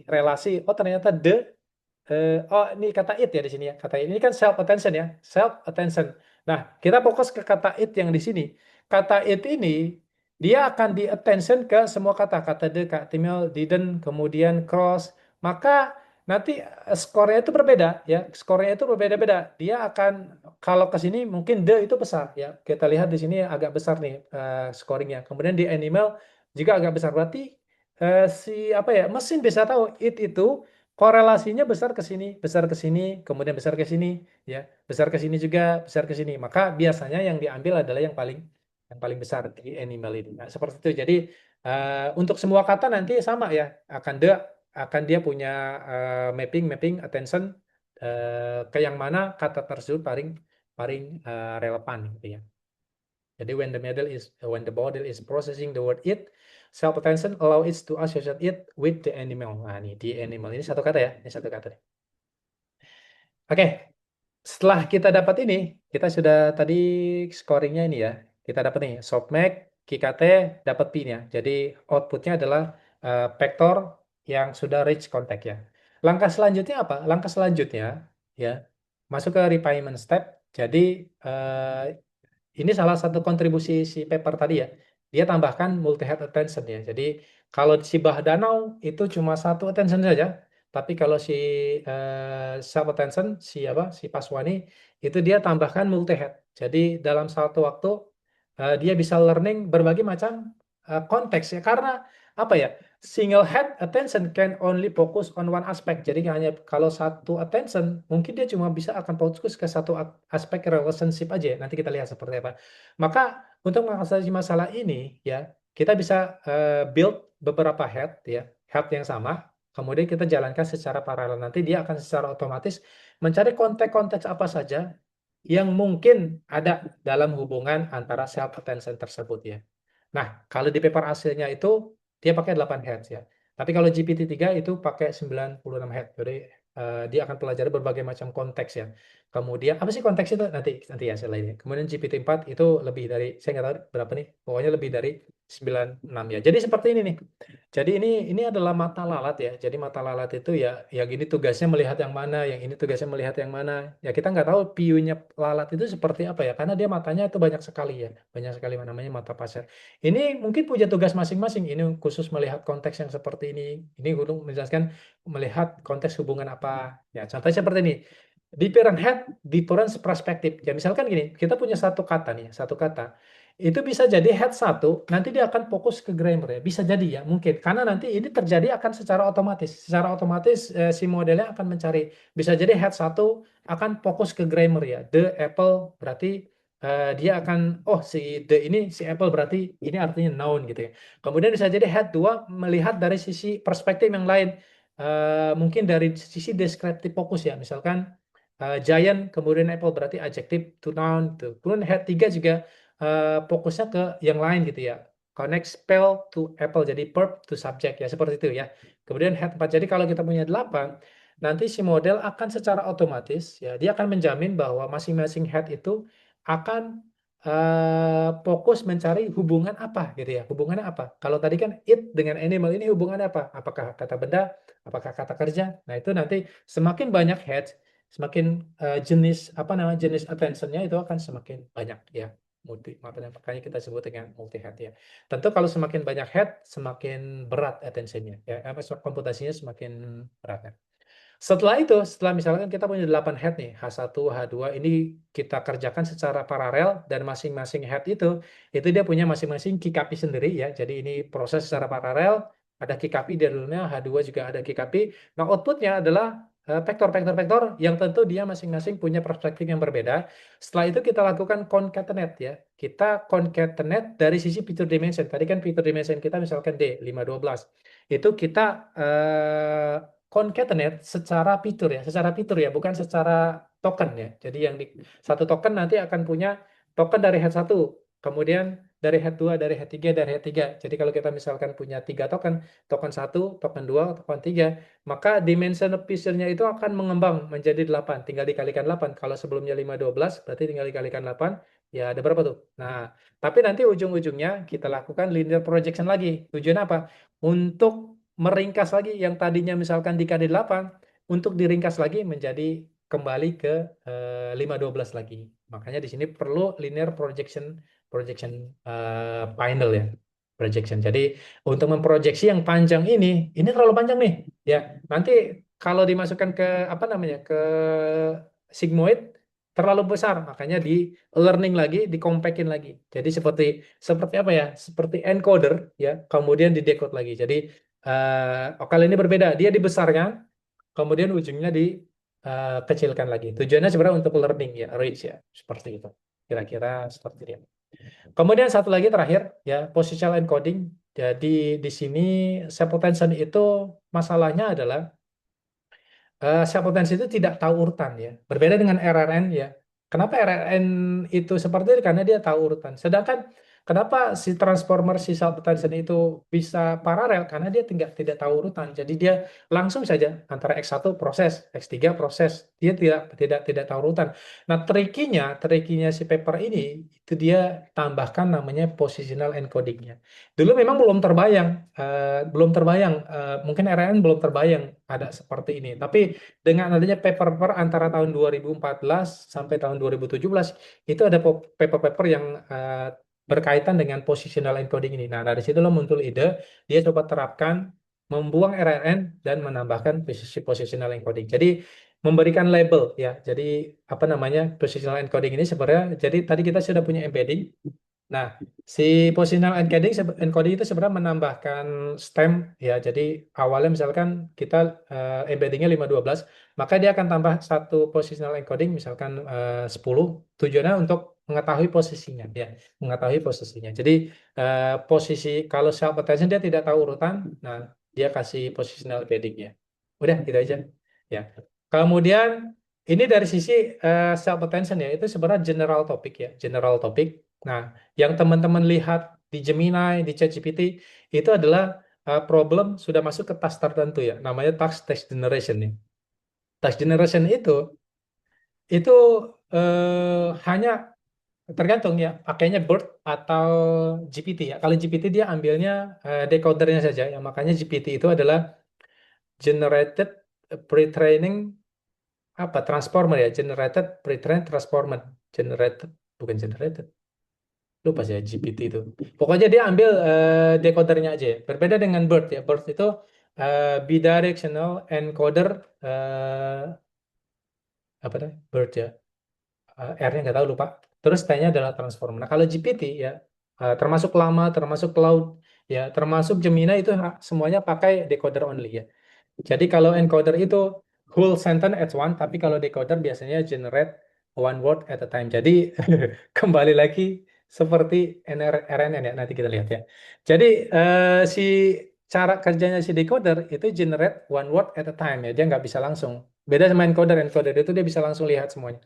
Tapi kalau si apa namanya si decoder yang kita gunakan di Gemini, makanya Gemini itu atau ChatGPT lah, dia output token itu satu-satu ya. Dia output tokennya, tapi trainingnya ketika dia di training itu paralel. Cuma kalau ketika melakukan output itu dia satu-satu ya. Jadi back lagi ini yang disebut dengan model auto regressive ya. Jadi ini self attention ya. Tapi kalau si BERT kemudian si GPT dan lain-lain yang chat GPT yang kita lihat sekarang lah ya, LLM yang kita lihat sekarang itu rata-rata adalah mask self attention. Jadi dia akan masking konteks-konteks terakhir ya. Jadi dia di training untuk memprediksi next token ya. Jadi awal-awalnya dibuka ya. Nah, ketika konteksnya ini dia akan lakukan prediksi ya. Dari mana dia tahu ini? Karena sebenarnya memprediksi next token. Jadi kalau given saya makan, kemudian masuk ke decodernya, maka dia akan coba memprediksi kata nasi tadi. Ya, makanya disebut dengan generation karena memang sifatnya mempredik next token ya, next token. Nah, seperti ini, misalkan di sini I masuk ke LLM, maka dia akan predik next tokennya, have-nya. Dapat nih have. Setelah itu masuk lagi, I have, masuk lagi LLM, dapat memprediksi next tokennya, A, ya. Berarti I have, nanti masuk lagi, I have, setelah itu apa? Masuk ke LLM lagi, a dream. Jadi prosesnya adalah auto regressive ya, auto regressive. Jadi satu-satu ya. Ketika generate ya, tapi kalau ketika training dia masif ya, dia akan masif. Tapi ketika generate problemnya adalah dia satu-satu. Makanya disebut dengan auto regressive. Makanya kalau teman-teman lihat ya, dia satu-satu ya prediksi apa namanya ketika kita menunggu si Gemini atau menunggu si ChatGPT maka dia munculnya satu-satu ya nggak bisa langsung nyambung. Mungkin sudah ada perbaikan ya dia bisa langsung secara snapshot mengeluarkan semuanya. Mungkin sudah ada perbaikan ya. Tapi secara basic kalau dia menggunakan decoder, nah dia masih auto regresif ya. Jadi satu-satu secara apa namanya secara inputnya. Ini kalau dia melakukan inference ya, melakukan inference. Tapi kalau trainingnya tadi paralel. Cuma kalau proses ketika inference-nya itu dia per satu token. Nanti tokennya di input lagi, masukin lagi. Jadi satu token satu token. Dia tidak bisa langsung mengeluarkan karena memang trainingnya prediksi next token ya. Di sini. Tapi harusnya sudah ada perbaikan ya. Karena sudah zamannya sudah ini kan 2020 ya, 2020 untuk GPT. Ya harusnya dia 5 tahun itu sudah cukup waktu untuk improvisasinya. Terus setelah itu dapat nih tadi ya, misalkan deep learning is very apa seterusnya nih? Seterusnya nanti dia akan ada probability. Mana yang paling bagus? Makanya biasanya dia ambil ambil satu token yang probability-nya paling besar. Maka dia dapat misalkan powerful. Setelah itu masuk lagi token berikutnya prediksi next token lagi. Walaupun cuma yang prediksi cuma huruf A, tapi tetap masuk ke sini gitu ya. Huruf A kemudian titik gitu ya. Ya, seperti itu ya. Oke, kita masuk ke kode ya. Kalau teman-teman mau lihat, boleh teman-teman apa namanya buka s.id pahit ya. Nanti kita lihat kodenya. Kodenya sudah jadi. Nanti saya jelaskan saja kodenya sedikit ya. Boleh silakan kalau mau dibuka di browsernya s.id pahit. Tadi kan kita sudah ngomong konsep ya. Nah, kalau Linus Torvalds talk is cheap ya. Show me the code. Oke, kita lihat kodenya ya. Sudah dibuka? Sudah ya. Kalau sudah, kita masuk. Ini kodenya nih ya. Nah, saya perbesar. Oke, ini bukan untuk production ya. Jadi kodenya ini adalah kode kode main-main, bukan kode main-main, tapi kode proof of concept saja ya. Jadi kita bikinnya sederhana ya. Untuk library yang saya pakai Torch ya. Torch NN, Torch sama fungsional ya. Ini untuk operasi tensor ya. Sama fungsi somak, softmax-nya nanti kita ambil dari sini. Kemudian ada mat juga untuk quadratic sama matplotlib sama seaborn ini untuk visualisasi ya. Ini tinggal dijalankan saja ya. Kita jalankan satu-satu. Kita import. Ini nggak perlu GPU ya, karena teksnya cuma satu, sederhana. Kemudian kita apa namanya? Kita set random agar bisa kita manual seeding ya. Kita jalankan. Ini belum sulit ya. Nah, ini adalah fungsi scale.product kita ya. Jadi di sini kita implementasikan yang pertama matmul Kika transport ya. Kika transport ini kita kalikan query dengan key untuk dapat apa? Untuk dapat attention scoring-nya. Kemudian scaling ya, kita bagi dengan akar DK ya, agar gradientnya stabil. Kemudian kita masukkan ke softmax. Setelah itu kita kalikan dengan P. Ini adalah yang apa namanya? Inti dari self attention. Untuk multi head sama positional encoding ini nggak ada kodenya di sini ya. Jadi cuma untuk apa namanya? Untuk proof of concept saja. Kayak ini sudah. Ya, terus ini nanti kita jalankannya. Ini DK. Jadi scale dot product attention ini parameternya query ya. Query ini adalah vektor ya. Sedangkan key ini adalah matriks ya. Value itu adalah matriks ya. Nah, yang kita lakukan DK. DK itu adalah dimensi vektor dari Sika ya. Dimensi vektor dari Sika ya. Dimensi vektor dari Sika. Dimensi vektor dari Sika sama si Q sama si P harusnya sama ya, harusnya sama ya. Kemudian kita hitung scoringnya. Kita lihat di sini.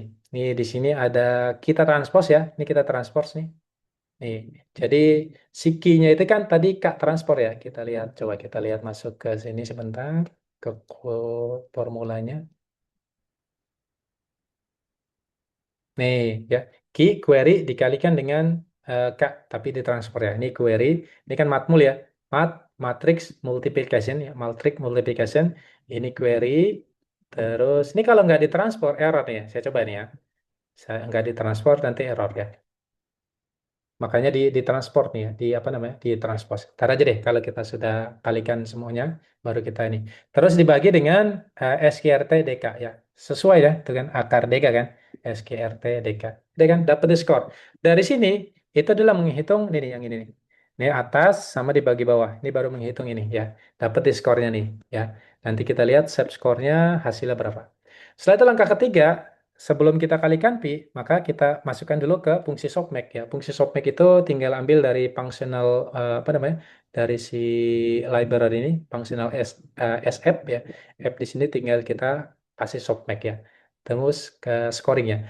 Nah, dimensionnya min satu itu dimensinya di apa namanya? Nggak usah pakai dimensi gitu ya. Jadi karena memang antara enggak dimensi min satu itu maksudnya dimensi yang terakhir ya, dimensi apa? Dimensi fitur. Jadi yang dilakukan si sopeknya itu terhadap dimensi fiturnya. Karena kalau dimensi satu itu adalah dimensi dimensi apa ya, bukan spasial tapi dimensi tokennya ya. Nah, token itu kan punya dimensi feature-nya, makanya kita set min satu. Dimensi min satu maksudnya dimensi terakhir. Karena nanti kita lihat shape-nya ya. Jadi yang terakhir itu adalah biasanya dimensi fitur ya. Dimensi fitur biasanya kalau deep learning itu dimensi fitur ada di paling terakhir. Kemudian kalau dia teks ya berarti di sini dimensi tokennya ya. Kalau image ya biasanya dimensi fitur ada di kanan C biasanya. Kemudian keduanya itu dimensi weight dulu, weight, kemudian height. Nah, baru dimensi batch ya, di paling kiri itu dimensi batch ya. Oke, ini kita kasih softmax, berarti kita sudah menghitung softmaxnya nih. Setelah dapat softmaxnya, kita matmul lagi ya. Matmul terhadap apa? Terhadap value. Nah, ini udah tension weight dikasih value, dapat deh. Udah kita jalankan. Ini cuma membuat fungsi saja ya, jadi tidak menghitung apa-apa. Setelah itu baru kita lakukan demo ya, kita lakukan demo. Ini kita coba demonya sequen length-nya token kita ada 5 ya. 5 itu ini ya, kalimatnya the bank of the river ya. Kemudian dimensi modelnya pakainya yang 8 ya. Dimensi model itu yang ini nih, DK ini ya, dimensi fiturnya ya pakai 8. Ini dimensi fitur pakainya 8. Nah, aslinya pakai 112 ya. 1024 512 ya. Kemudian ini apa namanya? Ini kita random ya, matriks KKP-nya. Aslinya ini nanti hasil dari layer transformation ya. Cuma karena kita apa simulasi saja, kita random saja biar cepat. Kemudian baru kita panggil scale dot product ya. Jadi nanti konteks vektor sama weight-nya. Weight-nya itu siapa? Weight-nya itu adalah attention weight-nya, scoring-nya ya, scoring. Ini adalah konteks vektornya. Udah, nih word kita nih ada 5, 1, 2, 3, 4, 5. Ini itu gambar, udah selesai. Baru dapat nih, kita jalankan ya. Ini fungsinya, setelah terakhir, kita run demonya. Nih, input set-nya satu. Satu itu apa? Karena kalimat kita cuma satu ya. Saya, apa namanya, the bank of the river. Cuma satu kalimat ya, cuma satu kalimat. Kemudian 5, 5 ini adalah tokennya, jumlah tokennya ini cuma cuma. Jadi satu itu maksudnya cuma satu ini ya, cuma satu word kita cuma satu nih. Word kita tuh cuma ada satu ya, satu kalimat ya. Kalau nanti ada dua kalimat, biasanya kita tambahkan, misalnya wordnya ada tambahan, ini nanti jadi dua ya.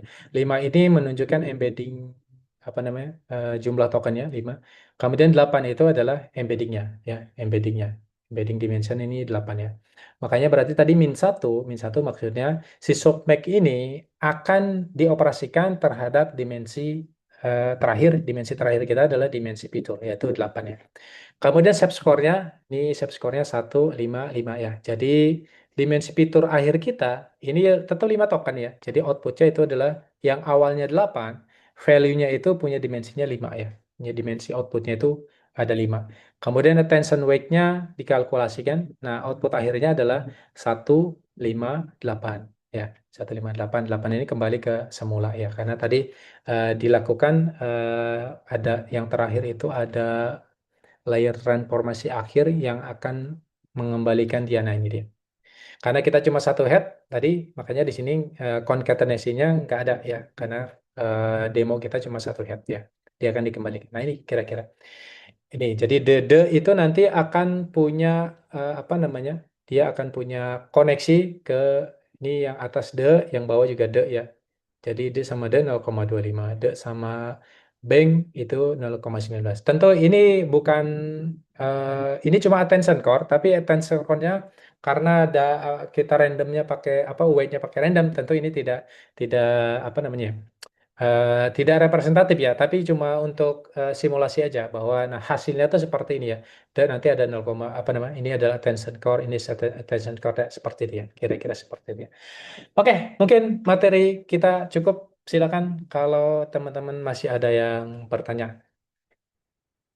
Saya persilakan. Mau tanya Mas, Silakan, Pak. iya, ini Mas, kalau saya lihat kan papernya Mas Fazri kan kebanyakan transformer, tapi VIT ya Mas ya, visual transformer ya Mas ya, Visual transformer. vision Betul, betul. transformer ya. Vision Nah, transformer. kalau saya lihat kan memang agak mirip, tapi beda ya dalam artian dia membuat tokenisasi itu kan dia seperti memecah-mecah gambar seperti itu ya. Terus satu Betul. titik gambar itu dibuat jadi satu token. Nah, kalau Betul, Pak. gambar kan dia ini ya Mas ya, kadang ada RGB, terus kalau yang geospatial data, saya tertarik dengan geospatial data. Kalau geospatial data itu kan layernya lebih dari 3 ya, nggak RGB doang ya. Kadang Iya. ada apa namanya, lintang bujur seperti itu. Terus kadang ada ultraviolet, sinar ultraviolet juga. Terus kadang ada Betul. yang lain-lainnya seperti itu. Nah, Betul. itu yang saya ingin tanyakan, itu berarti gimana ya konsepnya? Kalau di transformer yang asli itu kan kalimat, kita tinggal memecah-mecahnya tiap kata, jadi batasnya itu spasi seperti itu ya. Intinya Betul. setiap kata itu satu token seperti itu. Nah, kalau gambar tadi yang Betul. dia itu punya berbagai layer, itu cara mecahnya gimana? Maksudnya konseptualisasinya gimana, itu yang pertama. Terus yang kedua, misalnya saya ingin penelitian mengenai vision transformer yang kaitannya dengan geospatial data seperti itu, tapi Iya. dengan istilahnya komputasi terbatas, jadi hanya bisa menggunakan Google Colab seperti itu. Nah, setahu saya kan kalau VIT itu kan kalau dia itu sampelnya sedikit, dia itu nggak bagus hasilnya ya. Jadi dia cenderung Betul. menggunakan dataset yang harus besar seperti itu. Nah, kalau saran dari Mas Fazri, kira-kira penelitiannya gimana ya, terkait misalnya topiknya atau tekniknya atau seperti apa? Karena selama ini cenderung saya menggunakan Google Colab, dan kalau Google Colab itu kan terbatas, dan kalau saya pengen belajar VIT karena saya rasa VIT itu cukup, dalam artian cukup bagus ke depannya untuk geospasial data, karena dia itu melihat konteks itu secara menyeluruh ya, nggak seperti CNN yang dia itu melihatnya neighborhood seperti itu. Ya, betul, Pak. Ya, Oke, sudah ya. mohon infonya. Ya, Ya, siapa? Bapak bisa lihat ini? iya bisa. Oke, jadi saya sudah siapkan memang Vision Transformer. Jadi kalau kita lihat CNN, dia memang betul ya, dia akan lihat neighbor ya, dia akan lihat neighbor. Artinya kalau kita punya satu titik di sini, misalkan titik acuan kita nih ya, titik acuan kita yang merah, maka dia akan dikonvolusi hanya menggunakan neighbornya. Maka secara teknis ya, dia punya short dependency. Short dependency artinya ketika kita membuat fitur itu yang bagian sini itu hanya dikorespondensikan terhadap neighbornya saja, ya, neighbornya saja. Nah, bisa jadi sebuah gambar itu, kalau misalkan titiknya seperti ini, bisa jadi ada korespondensi juga yang di sini. Karena memang nature kita nggak tahu ya, bisa jadi ada hubungannya, ada long dependency ya. Nah, ini kelemahan dari CNN, dia hanya short dependency. Sedangkan di Vision Transformer, itu dia bisa mirip seperti NLP. Bedanya, satu token itu adalah satu page image. Makanya judul paper yang pertama kali mengeluarkan PIT itu namanya 16 kali 16 image is worth apa lupa saya.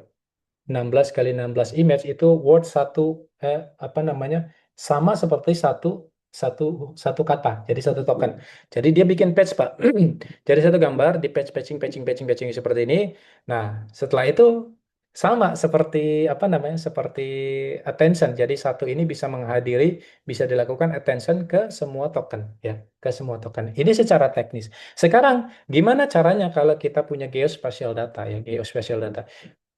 RGB, RGB itu biasanya gini Pak, kalau kita mainnya di deep learning, biasanya deep learning itu masuk masuk tokennya seperti ini. Jadi nggak perlu khawatir kita punya inputnya berapa. Biasanya memang format inputnya itu adalah batch ya, kemudian H, kemudian W, kemudian channel. Nah, channelnya ini kalau data Bapak adalah datanya RGB, maka C-nya ini nanti isinya 3 Pak.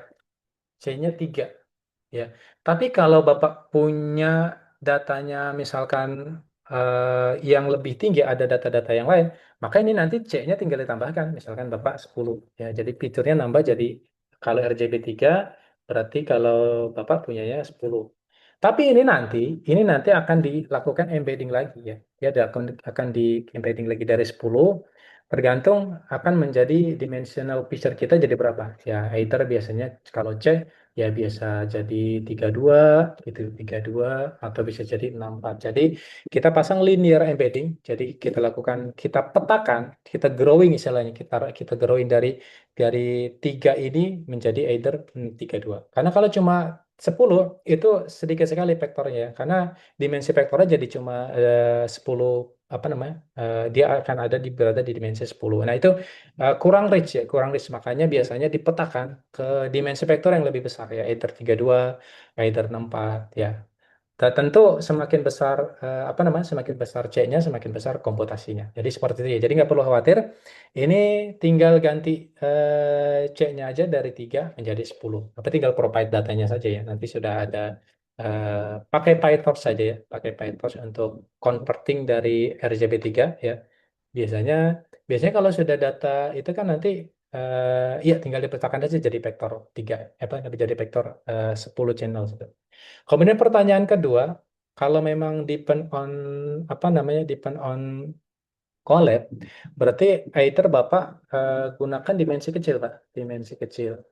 Dimensi kecil itu maksudnya spatial dimension ya, spatial dimension. Either pakai image-nya jangan 256, tapi mungkin 128 kali 128. Ya, ini masih worth it ya, masih worth it. Masih bisa jalan di Google GPU ya.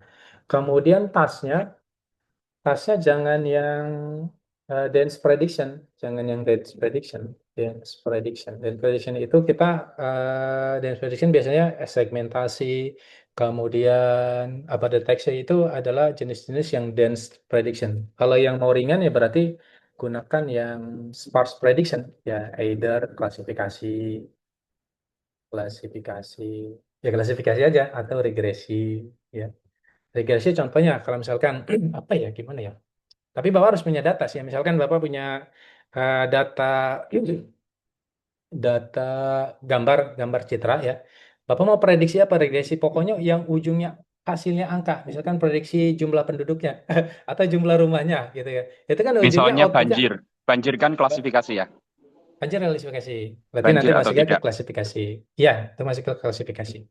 Kalau misalkan nanti, tapi Bapak harus punya datanya, Pak. Bapak harus punya ini kelas ke, ya tinggal dibuat aja sih. Ya, gampang.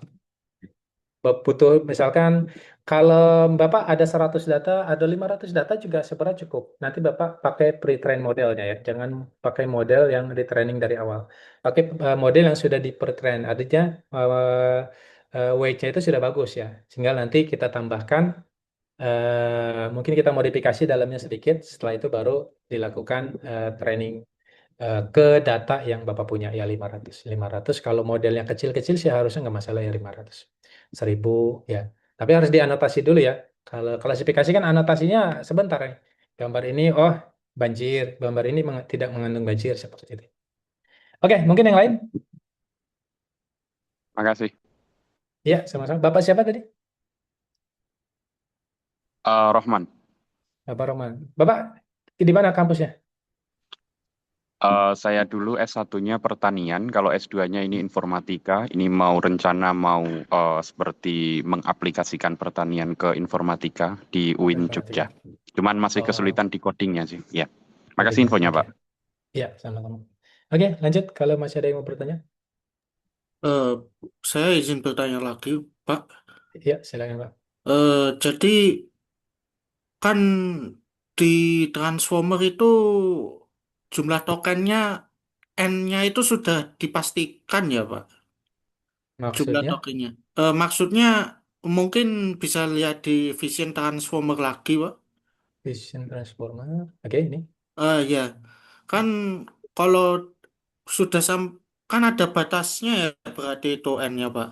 Kan kalau di Ada CNN batasnya. itu misalnya dilatih pakai 224 kali 224, kalau menerima ukuran citra yang lebih besar dari itu kan masih bisa diterima. Kalau di Masih Vision bisa. Transformer itu bagaimana ya, Pak?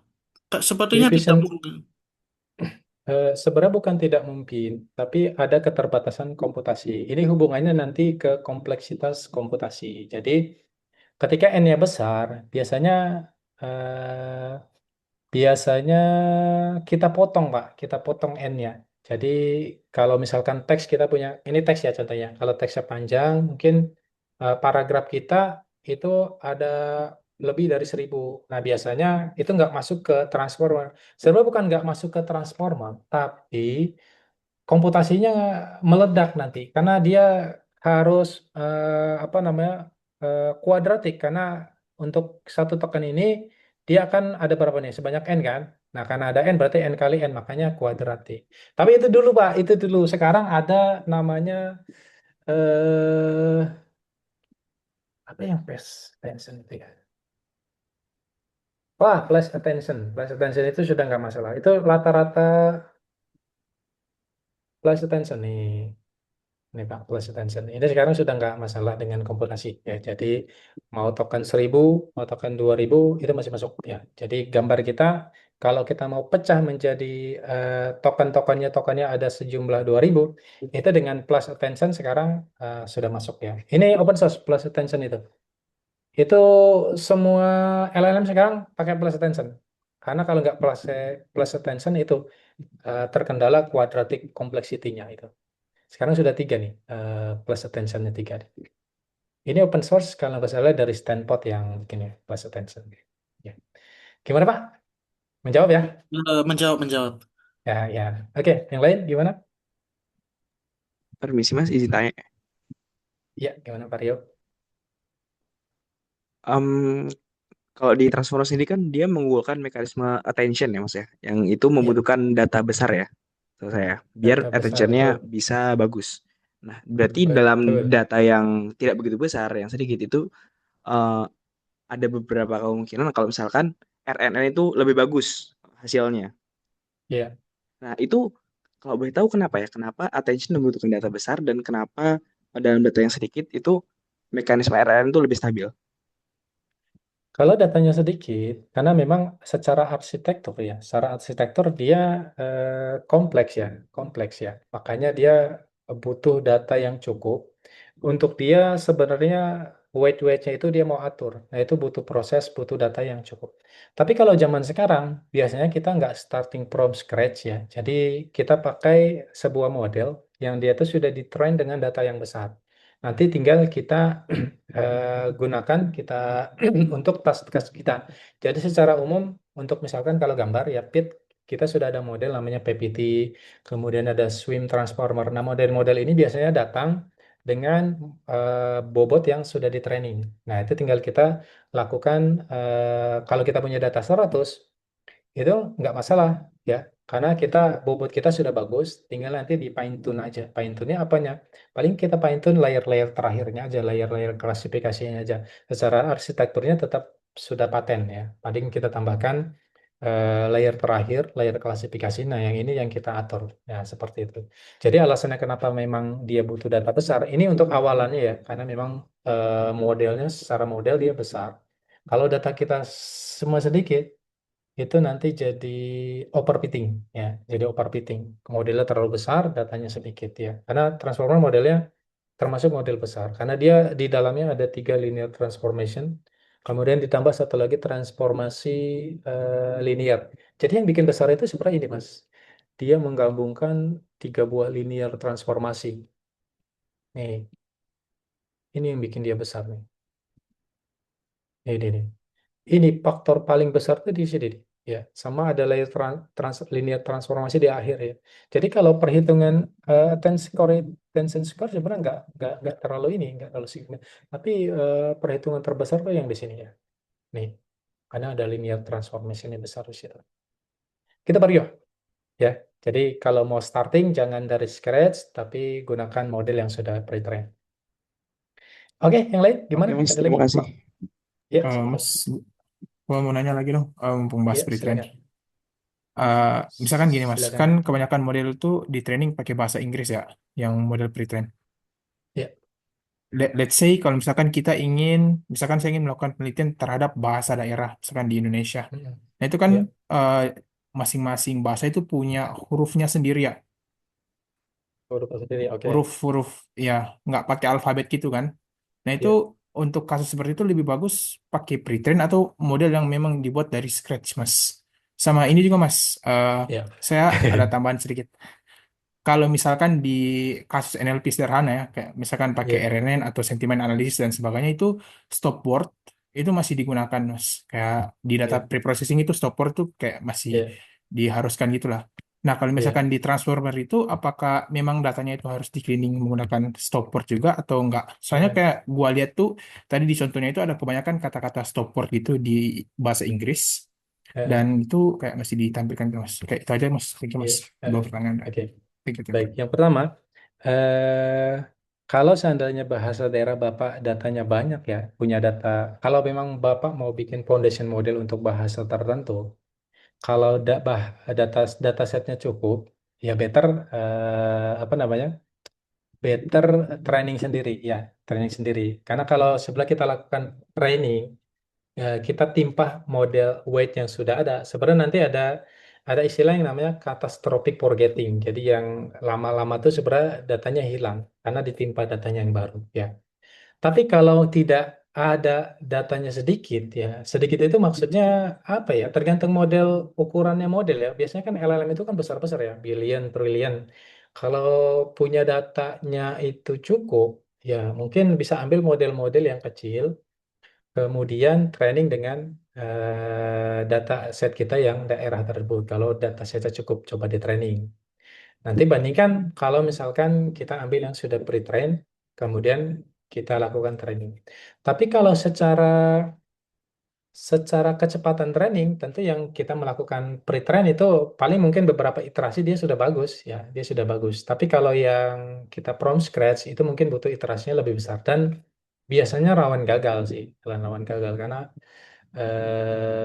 tergantung apa ya, tergantung hyperparameter nanti yang digunakan karena mungkin hyperparameter yang standar untuk data bahasa bahasa Inggris mungkin akan berbeda ketika istilahnya Bapak perlu lakukan berbagai macam trainingnya mungkin nggak sekali karena belum tentu bagus menggunakan hyperparameter standar yang biasa digunakan untuk bahasa Inggris ya. Itu yang pertama. Kalau yang kedua sepertinya untuk transformer itu tidak riskan ya terhadap stopwatch ya. Jadi kalau mau masuk, oke silakan. Tapi kalau misalkan mau dibersihkan dulu ya monggo, nggak terlalu apa ya namanya. Si transformer ini agak eh, agak kebal dengan stopwatch seperti itu karena dia akan ada metode attention tadi. Kalau seandainya token ini tidak matching dengan stopwatch tadi, ya nggak masalah. Scoringnya tadi nanti pasti akan jadi nol gitu ya. Jadi termasuk yang tidak diperhatikan. Itulah alasan kenapa, karena ada mekanisme weighting seperti itu. Token-token masuk aja silakan, karena nanti akan tereliminasi secara natural. Tapi kalau mau dibersihkan ya monggo lebih bagus, karena akan mengurangi jumlah tokennya. Ya mungkin seperti itu Pak. Ya. Jadi kenapa alasan transformer agak agak kebal terhadap stopwatch karena ada metode melakukan weighting tadi. Token ini akan diassign ke yang mana yang paling relevan. Dari situ pasti stopwatch tadi akan tereliminasi karena nggak relevan terhadap token yang sedang dilakukan attentionnya. Mungkin seperti itu. Baik, karena waktunya sudah habis, mungkin saya kembalikan Terima kasih, ke Mas. moderator. Silakan Pak Ahmad. Oke, terima kasih.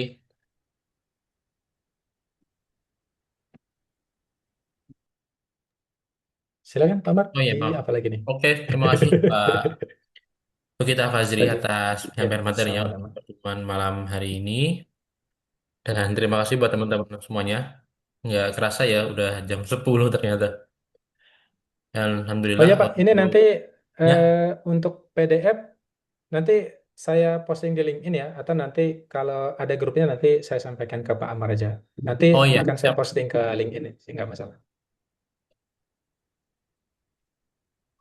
Oke, terima kasih Pak Fazri untuk materinya nanti bisa di-share ya teman-teman bisa Ya, siap. ulang-ulang sendiri nanti di luar webinar. Mungkin itu saja teman-teman dari kami. Sekali lagi terima kasih kepada Pak Fazri atas penyampaian materinya dan buat teman-teman semuanya atas kehadirannya untuk sesi malam hari ini. Kita akan ketemu lagi ya, semoga di webinar-webinar selanjutnya dari rubytaleb.ai. Untuk rekaman nanti akan kita share di besok hari insya Allah. Mungkin itu aja teman-teman untuk malam hari ini. Sekian, sekali lagi terima kasih. Assalamualaikum warahmatullahi wabarakatuh. Waalaikumsalam warahmatullahi wabarakatuh. Terima kasih teman-teman. Saya lab ya. Oke, Pak. Terima kasih.